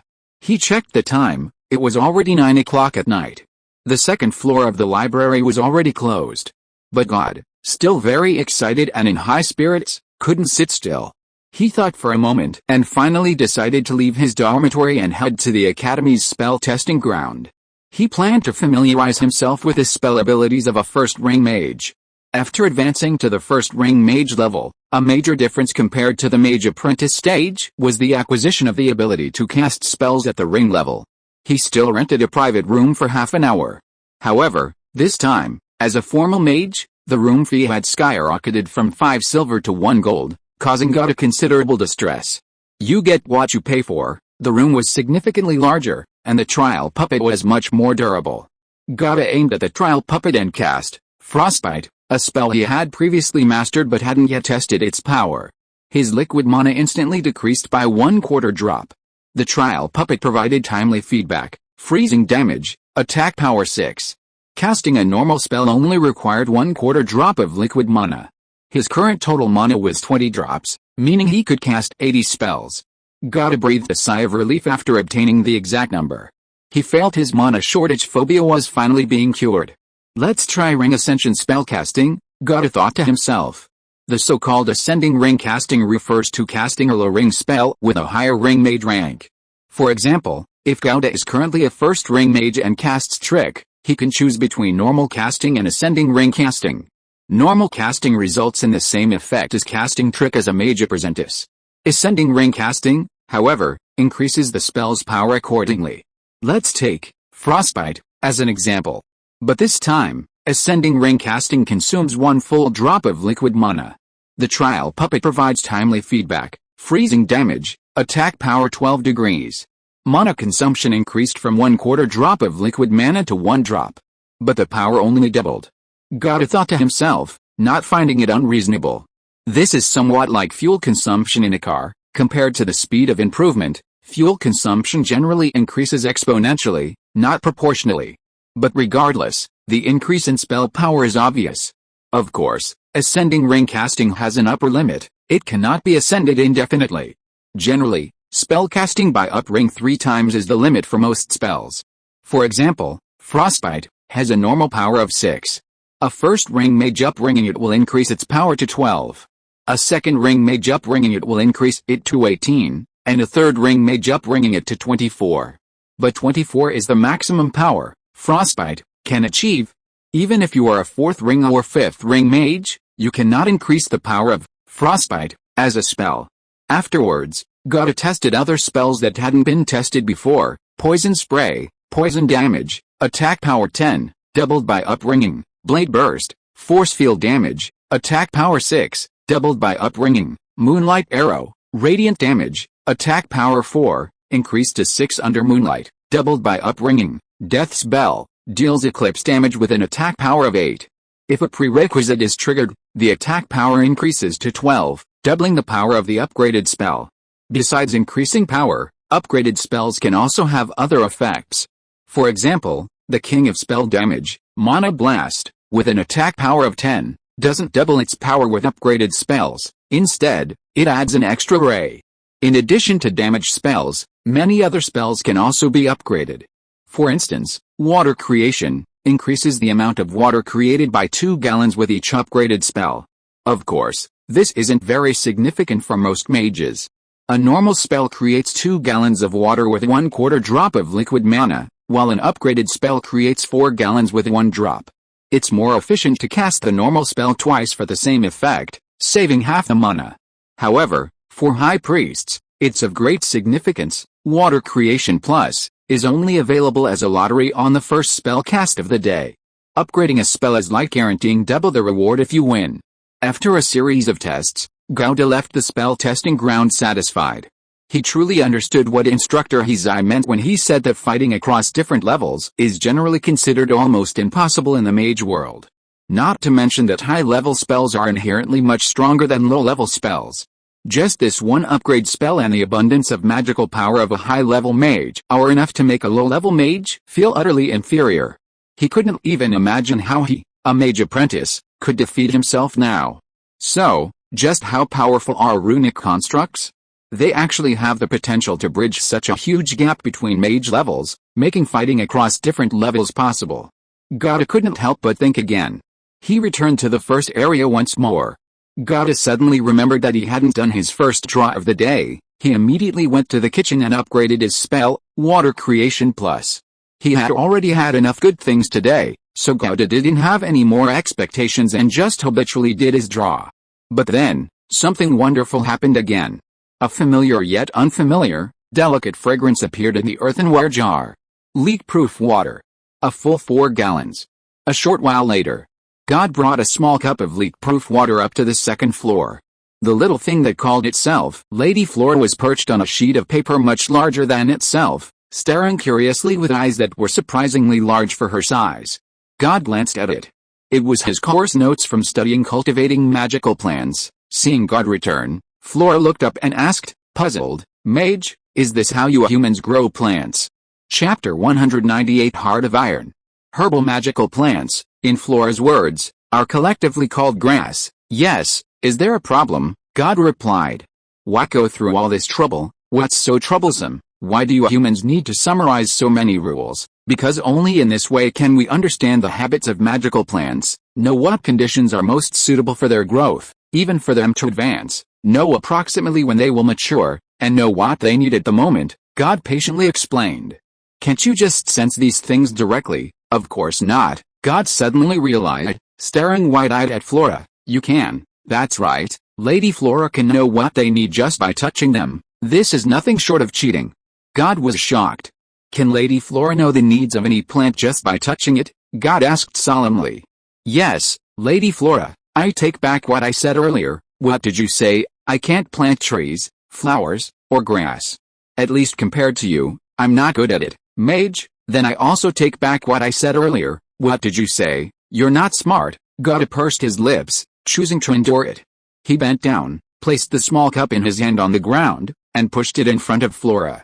Flora looked down at the small cup, then looked up at Gauda. What is this? It's delicious. I'll treat you to some. So, Flora flew to the cup, pawed at the rim, and like a child pawing at a water vat, carefully licked a sip. She immediately looked up at Gauda again. Does Lady Flora like it? Yes, this is all for you, and there will be more in the future. Thank you. The next day. Frosty Moon, the 21st. Gauda got up very early. At least when he got up, Flora was still fast asleep. Today, he still had a lot to do. Gauda first went to the Academy's trading area. Compared to other areas and facilities of the Academy, the shops in the trading area had already opened early. So he easily bought the yeast and seasonal fruits needed to brew fruit drinks. However, Gauda did not leave immediately, but went to the central area of the trading area. The shops on the edge of the Academy's trading area sold ordinary daily necessities or food, while the shops in the central area sold mage items. Gauda found a potion shop and went in.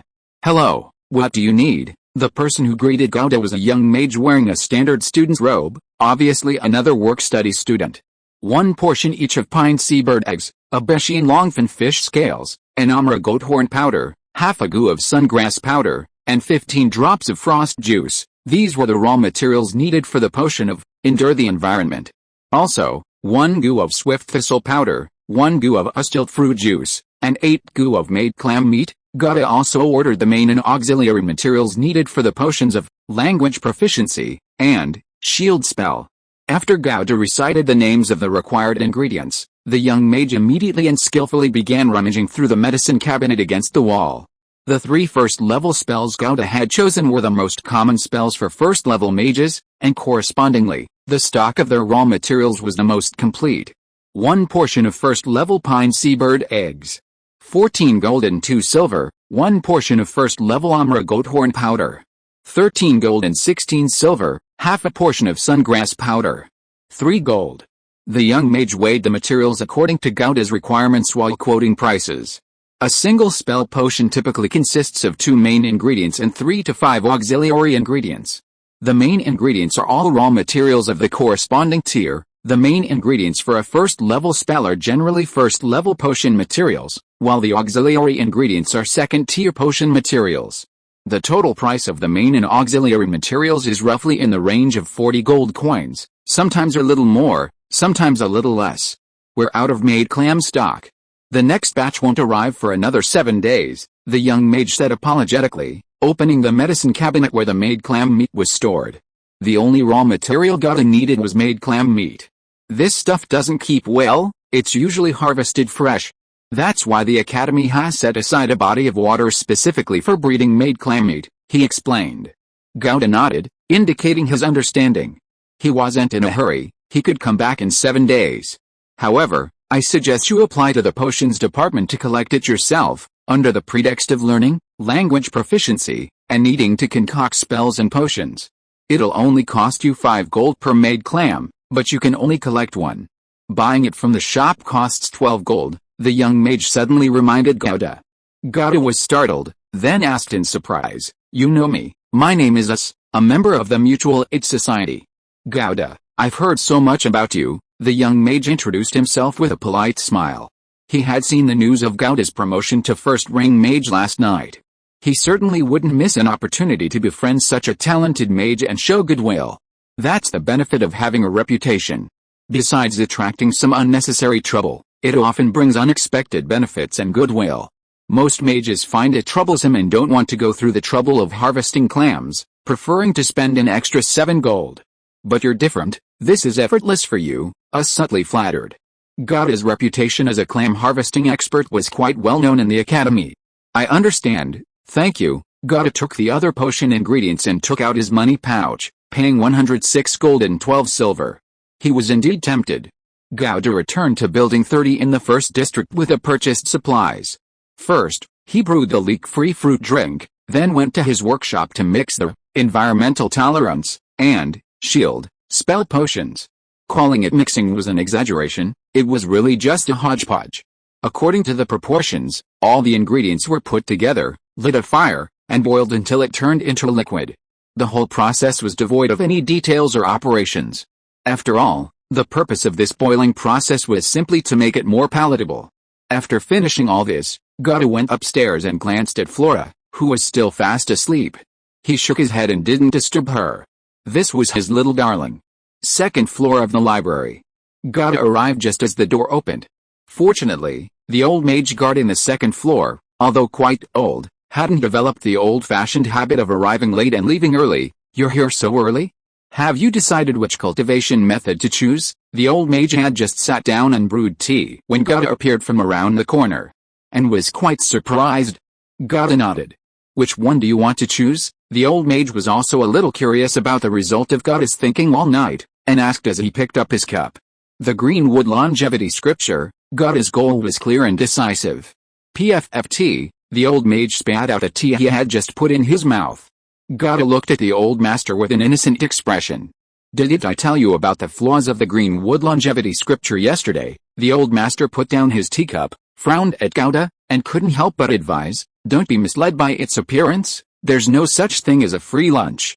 If this Eastern cultivation method were so miraculous, those Eastern sorcerers wouldn't go to such lengths to spread it." "I've made up my mind," Gauda said, his face showing longing. "I've loved planting flowers and trees since I was a child.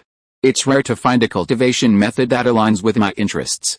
Even with its flaws, I'm still incredibly drawn to it." After Gauda explained his reasons, the old master still looked troubled. After Gauda left yesterday, he had learned about Gauda's background. He seemed like a potential sorcerer. Choosing such a flawed cultivation method seemed like a waste. I've made up my mind, Gauda said again, insisting on his decision. The old master shook his head and sighed. Gauda had made it clear his mind was as hard as iron, and he couldn't be persuaded with just a few words. The old mage wasn't Gauda's mentor or family, and continuing to try to persuade him would not only be unjustified but also create unnecessary trouble. "Give me your identity token," he said. Gauda handed over his identity token. After the old mage used the alchemy machine to collect 25 credits from Gauda, he led him to a bookshelf locked with a secret lock and labeled the Greenwood Longevity Scripture. Opening it, they found hundreds of neatly arranged copies of the Greenwood Longevity Scripture. "Look," the old mage said, pointing to the copies of the Greenwood Longevity Scripture in the bookshelf. All the cultivation methods were copied to a uniform 500 copies, and this Greenwood Longevity Scripture is the most left. He was making a final attempt to change Gauda's mind. But Gauda remained unmoved. The old mage, helpless, could only take one copy and hand it to Gauda. Chapter 199 Inheritance. Leaving the library, Gauda was in high spirits. He had accomplished another major task. Gauda felt that, aside from the beginning, his luck had actually been quite good. Especially after entering Cyrus Academy, he had encountered quite a few helpful people. Whether it was Jellica, who had given him a large sum of money, or his mentor, Hosey O'Kenley. "I should tell my mentor the good news about advancing to the next level," Gauda thought to himself. After successfully advancing yesterday, he first went through the procedures at the committee, and then went to the library.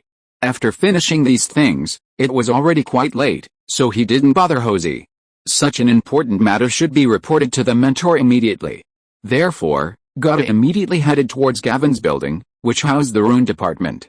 Entering the building, he walked in as usual. However, the already rather quiet Gavin's building was, for some reason, even more deserted today, with not a single person in sight. It wasn't until he reached the door of the rune workshop that he discovered the door was tightly closed. Before the workshop, he saw several people dressed in the uniforms of the Seers Academy, presumably official staff. They didn't have access to the rune workshop's magic circle and couldn't go in, so they waited outside. Student Gauda, one of the middle-aged men, the leader, asked upon seeing him. "Yes, I have something to inform you. Director Hizai has fallen ill." Gauda's hands clenched tightly. The words fallen ill swirled in his mind. He couldn't quite describe the feeling, just a strange pang of sadness. Perhaps it was because he clearly understood what it meant for Hizai at his age to fall ill. "Professor, where's he now?" Gauda asked in a low voice. As he left Gavin building, a light drizzle began to fall. Gauda remained silent, hurrying towards the Academy's infirmary. "We must do everything we can to treat Director Hizai. Hizai has dedicated himself to the Academy for so many years, and now he's collapsed from exhaustion. The Academy has wronged him." Inside the clinic, a middle-aged male mage with a sharp and sarcastic look was shouting, spittle flying, as if afraid no one would hear him. He seemed to be the vice chairman of the Academy committee. The relatively spacious corridor of the clinic was packed with people. Gauda glanced around and recognized many of the faces he had encountered in Gavin's building. These were all the rune department instructors, most of them were here. Besides them, there were also people from the Academy committee. "Why are you so late?" It was Danirther, the current top student of the rune department, who spoke arrogantly, criticizing him with a condescending attitude. "As instructor Hizai's only student right now, he's been sick all night, and you're only arriving now." With Danirther's accusation, everyone in the corridor turned their gaze towards him. Gauda seemed not to hear, and did not choose to respond to Dani. He walked straight to the door and inquired about the situation from the physician standing there. "How is Instructor Hizai now?" The physician shook his head. Not optimistic, Gauda made a move to push the door open, wanting to check on Hizai's condition, but unexpectedly, a hand reached out and blocked the door. Director Hizai said he doesn't want to be disturbed and needs to rest. It was the vice chairman, who was looking at Gauda with an unfriendly expression. Although Gauda didn't know where his hostility came from, it was obvious that this person was not friendly to him. Gauda frowned, about to say something. At this moment, Hizai's familiar voice came from inside the door. "Is that Gauda? Let him in." This scene seemed familiar.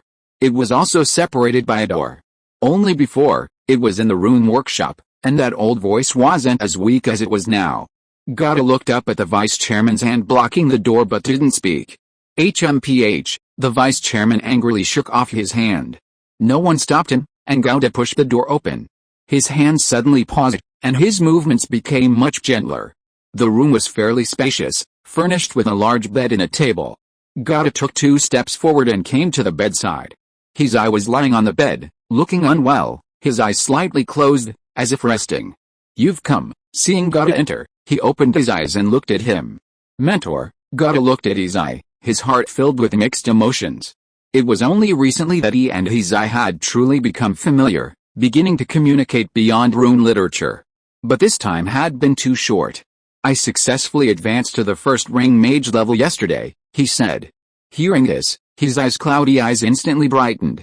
"Not bad, not bad," he praised repeatedly, then waved his hand halfway through. "Sit down first." At the same time, his eye propped himself up on the bed.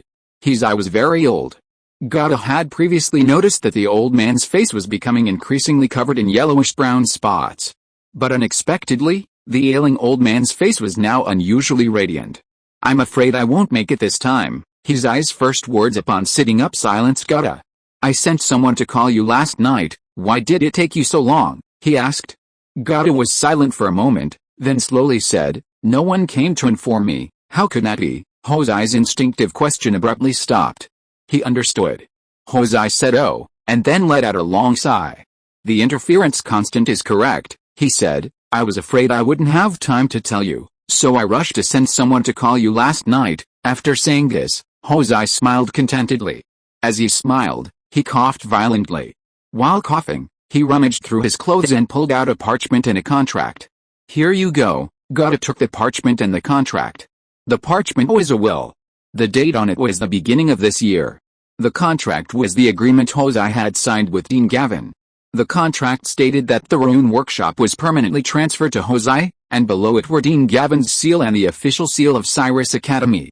"The rune workshop is left to you, including everything inside, my data, materials, and research results. In my final days, finding an heir will be a way of giving an account of what I've researched over the past few centuries. This is the secret decree for the rune workshop's array. Remember it. I could have left you some money," Hosei said, "but in the end, I used all my savings to verify the interference constant. I also left something at the St. Sen City branch of the O'Kenley Merchant Guild, which is also for you, though I didn't write it in my will. Don't let outsiders know about this. Remember to keep it a secret." Gata put down the parchment, looked at the old man with a strange expression in his eyes, and remained silent for a long time. Hosei murmured to himself, "From a young age, I studied alchemy with my father, but my aptitude was mediocre, neither particularly good nor bad. Later, when I was 16, my father died in an accident while testing alchemical weapons for the family. From then on, I developed a strong aversion to alchemy, but my family is renowned for its alchemical skills. How could I, as a member of the family, reject alchemy? I could only try my best to hide my aversion to alchemy. Until I was 20, I first came into contact with rune literature, and I discovered what I was truly interested in.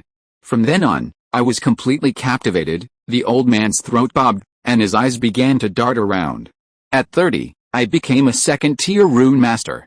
It wasn't that becoming a second-tier rune master took 10 years, it was my mage level that limited my speed. Back then, I wondered, why, of all the mage arts, is rune learning limited by mage level? In 9326, at 35, I discovered that rune arrangements might have logic and rules. I began to devote myself entirely to researching rune rules. In 9365, at 74, after 39 years of research, my mage level remained unchanged, but I had initially discovered 6 major rules. Though incomplete, they were already taking shape. I submitted my findings, the result of 39 years of work, to my family, but it didn't even pass the initial review and was thrown away like trash. I returned home dejected, remaining depressed for a long time. In a fit of anger, I threw the findings into the trash heap, unaware that my mother had secretly retrieved them. In 9366, when I had already abandoned the 6 fundamental rules of runes, my mother excitedly ran back to tell me that someone in the family had recognized my research. I believed her, but after waiting and waiting, I never received any follow-up. Later, I swallowed my pride and inquired, only to find out that my mother had used my father's pension to bribe the family's reviewers to get my discarded research into the family's spiritual thought pavilion. Isn't it ridiculous? Nearly 40 years of research, passing the initial review through bribery, still couldn't escape being considered garbage. Then, for 23 years, I locked myself in my room, never stepping outside, and never touching runes again, the subject I once thought I would dedicate my life to. In the spring of 9389, my mother fell ill. Before she passed away, she held my hand and said she believed my research was remarkable and hoped I would prove it to everyone. It wasn't that my research was bad, but that their judgment was flawed. I know her intention was never to prove anything. She wouldn't care about such things. All she ever cared about was her child. She only knew the pain I had endured all these years of giving up runes, and wanted to help me escape that pain, to help me get back on my feet. She never understood what I was researching. She just believed her child was good. That year, I was already 98 years old, yet I was still immature, even causing my mother worry about me before she passed away. God, do you think I was unfilial? His eyes breathing grew increasingly rapid. Don't think about the past anymore. God held the old woman's hands tightly. But I can't get over it, his eye murmured. After my mother passed away, I left the family and went far away to bury myself in the study of the 6 fundamental rules of runes. During that time, I traveled to many places and countries, finally settling down at the Cyrus Academy. I was truly lucky to meet you in the last days of my life. With your help, I succeeded. I proved that the 6 fundamental rules of runes are correct, that they exist, but it was too late. She couldn't see it. From 9389 to 9656, so many storms and hardships have passed, ultimately condensed into these few words from Hizai's lips. She can't see it. I succeeded, so what's the point? People say I'm stubborn, they say I'm pure, I accept it all. Actually, I've regretted it. If I had never come into contact with runes, if I had stayed with her, would the ending have been better? It's said that a gentleman lives a life without regrets. But who can truly live a life without regrets? She never blamed you, Goddess softly comforted him. A mother's tolerance is the cradle of genius. But I blame myself. The old man's voice had become indistinct, his breath growing short. Goddess' hands tightened suddenly around the old man's. Mom, he whispered with his last strength. This was the first and last word Hosey spoke after coming into this world. His clenched hands gradually softened. Hosey O'Kenley closed his eyes. Gotta hung his head, silent. Birth, aging, sickness, and death always come suddenly, without reason. The light rain outside the window stopped abruptly. The air felt suffocating, as if it had been clenched. Gouda remained stunned for a long time before he could process the sad news of the old man's passing. He stood up, pushed open the door, and said to everyone still waiting outside, Professor Hosey is gone. Gouda was still immersed in a slightly bewildered and sorrowful mood. But contrary to his expectations, none of the people who had just been noisy outside, seemingly concerned about the old man's health, showed any sadness at this moment. The vice chairman and Donnie Urser were the most obvious examples. The two men stood expressionless and silent, seemingly deep in thought. After a moment, the vice chairman stepped forward, staring intently down at Gouda. His eyes should have told you the secret order for the rune workshop's array, right? Give it to me. His tone carried an undeniable domineering authority. Gouda was instantly pulled from his grief. He narrowed his eyes, looking at the cold and arrogant vice chairman. Clearly, the other man showed no sorrow whatsoever for Hizai's death. Even his earlier boisterous instructions outside were merely an act. This was normal. What was abnormal was that Hizai's body wasn't even cold, not even buried yet, and the other man was already so impatient. It was utterly blatant and shameless. Gouda knew the other man was at least a third-ring mage. But that didn't diminish his anger. Why should I give it to you? Gouda asked after a moment of silence. Gouda's answer clearly exceeded the vice-chairman's expectations. He laughed angrily. The rune workshop is the Academy's property.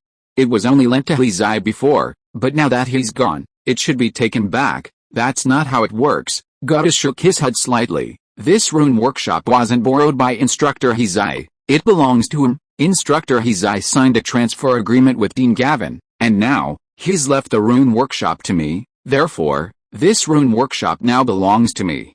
Not the Academy, haha. Who do you think you are? Seeing Gouda's rebuttal, The vice chairman pointed at him and loudly reprimanded, "Academy property has always belonged to the Academy. Even if Hizai were still alive, let alone a student like you, he could never privately own it. Those who do academic work tend to oversimplify things." Even though Hizai had initially considered things more complex, the living never acknowledge the property of the dead. The living only care about their own interests. Chapter 200 Aftermath. There have to be rules, aren't there? Gowda raised his head, looking directly at the vice chairman. "The ownership of the rune workshop is written in black and white," he said, enunciating each word clearly. "Leaving that aside, even if the rune workshop is the Academy's property, you have no right to directly demand the rune workshop's magic array token from me. You cannot represent the Academy." The vice chairman was stunned. He never expected that this student from a commoner background could speak to him so calmly and rationally. "I am the vice chairman of the Academy committee. Why can't I represent the Academy?" Then, regaining his composure, he said angrily, "Even the vice chairman has no right to represent the Academy unless you can produce a document from the Academy." Gowda shook his head, not intimidated by him. Moreover, his voice grew louder, staring directly at the vice chairman. "Director Hizai has just passed away, his body barely cold.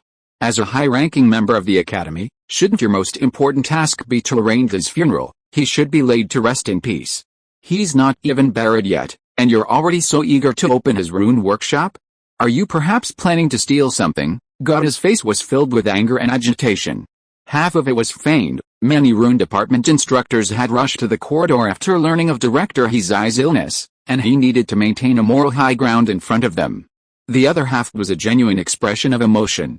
The rune department instructors, while not particularly fond of the director who had led the department to gradual marginalization, didn't understand why the vice chairman was so eager to enter Hizai's rune workshop. But the old man wasn't even buried yet, and the Academy was already so eager, it seemed rather inhumane. Their gazes towards the vice chairman began to shift slightly. The vice chairman also sensed this unusual atmosphere. He certainly didn't dare go too far. At least not openly.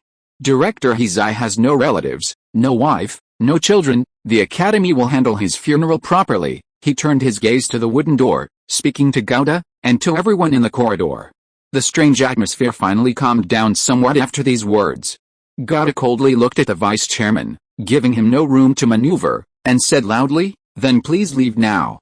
As Director Hizai's student, I want to personally see him off on his final journey." After saying this, Gowda didn't even glance at the vice chairman, reopened the door, walked in without looking back, and then closed the door. Gowda silently watched as the old man's peaceful face was covered with a white sheet, his frail body wrapped in it, and he bowed deeply to the old man's remains. The will was written at the beginning of the year. In the last moments of his life, the old man wished he could devote all his time to the derivation of the interference constant. In that situation, the fact that the old man could still find time to write his will could only mean that he was aware of his impending death. Listening to the countdown to death, calmly performing calculations, and even teaching himself, what a moving state of mind. The old man was wheeled out of the room, cloth and all. Gowda followed. Outside, everyone in the corridor consciously stepped aside, making way for the old man's body. Gowda, as the old man's student, followed behind. It's just a magic circle. Even without the secret order, with the Academy's power, opening it is only a matter of time. As he passed Donny Earther, a voice echoed in Gowda's mind, "Communication spell." Gowda looked up, glancing indifferently at Donny Earther. The top student of the rune department stared directly at Gowda expressionlessly, but his eyes held a deep resentment. He had investigated Gowda through his family's channels and knew that he was indeed a guy with no background, just a bit of luck. Therefore, he increasingly felt that the world was unfair to him. For years, he had been the most outstanding student in the rune department. In terms of seniority, he was also the most accomplished. And then, a country bumpkin who entered the Academy with a recommendation letter, intentionally used by the dean as a pawn to annoy Hosey, became Hosey's student. Hosey hadn't accepted students for a long time. As the head of the rune department, even though Shell Ian was the dean, he couldn't openly force Hosey to accept students, but Gowda entered with a recommendation letter from the former dean Gavin. Leaving aside the rights of a top-tier student, Hosey couldn't refuse this student simply because of the connection with the former dean. But why could a country bumpkin really understand rune literature? Why could a commoner truly gain Hosey's favor? Even to the point that the old man left him his entire inheritance? Donnie didn't understand, and didn't want to understand. The old man was dead anyway. Goddard also knew that if the Academy wanted to enter the Rune Workshop, to reclaim it, there would be countless ways. Today, the vice chairman's intentions, though lacking any written support, undoubtedly represented a portion of the Academy's will, not just his personal opinion. Before the Academy, Gauda's power seemed utterly insignificant. But why the rush to enter the Rune Workshop, even neglecting the superficial formalities? Gauda lowered his head, lost in thought.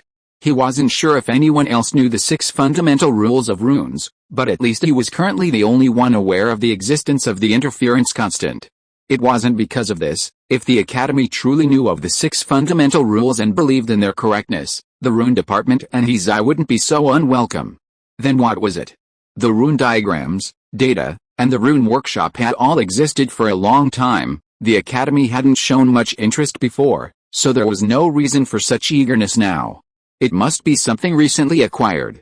But in the end, to verify the interference constant, I used all my savings. The old man's words gradually surfaced in Gauda's mind as he pondered, becoming increasingly clear, until the underlying threads were faintly visible. Hizai was a 3rd-tier rune construct master. His ability to travel to so many countries, personally build such a vast rune workshop, and dedicate himself to the study of the 6 fundamental rules of runes for so many years without any pressure was all thanks to his status as a 3rd-tier rune construct master. The wealth that status brought, this old man's savings must have been substantial. What exactly did he do to make him spend all his savings in just 6 months? A 3rd-tier rune construct master, investing so much money in the final days of his life, must have created something extraordinary. And the Academy, it seemed, had noticed the old man's actions and gradually discovered what he was doing. Rune Construct Master Gauda gradually came to the answer.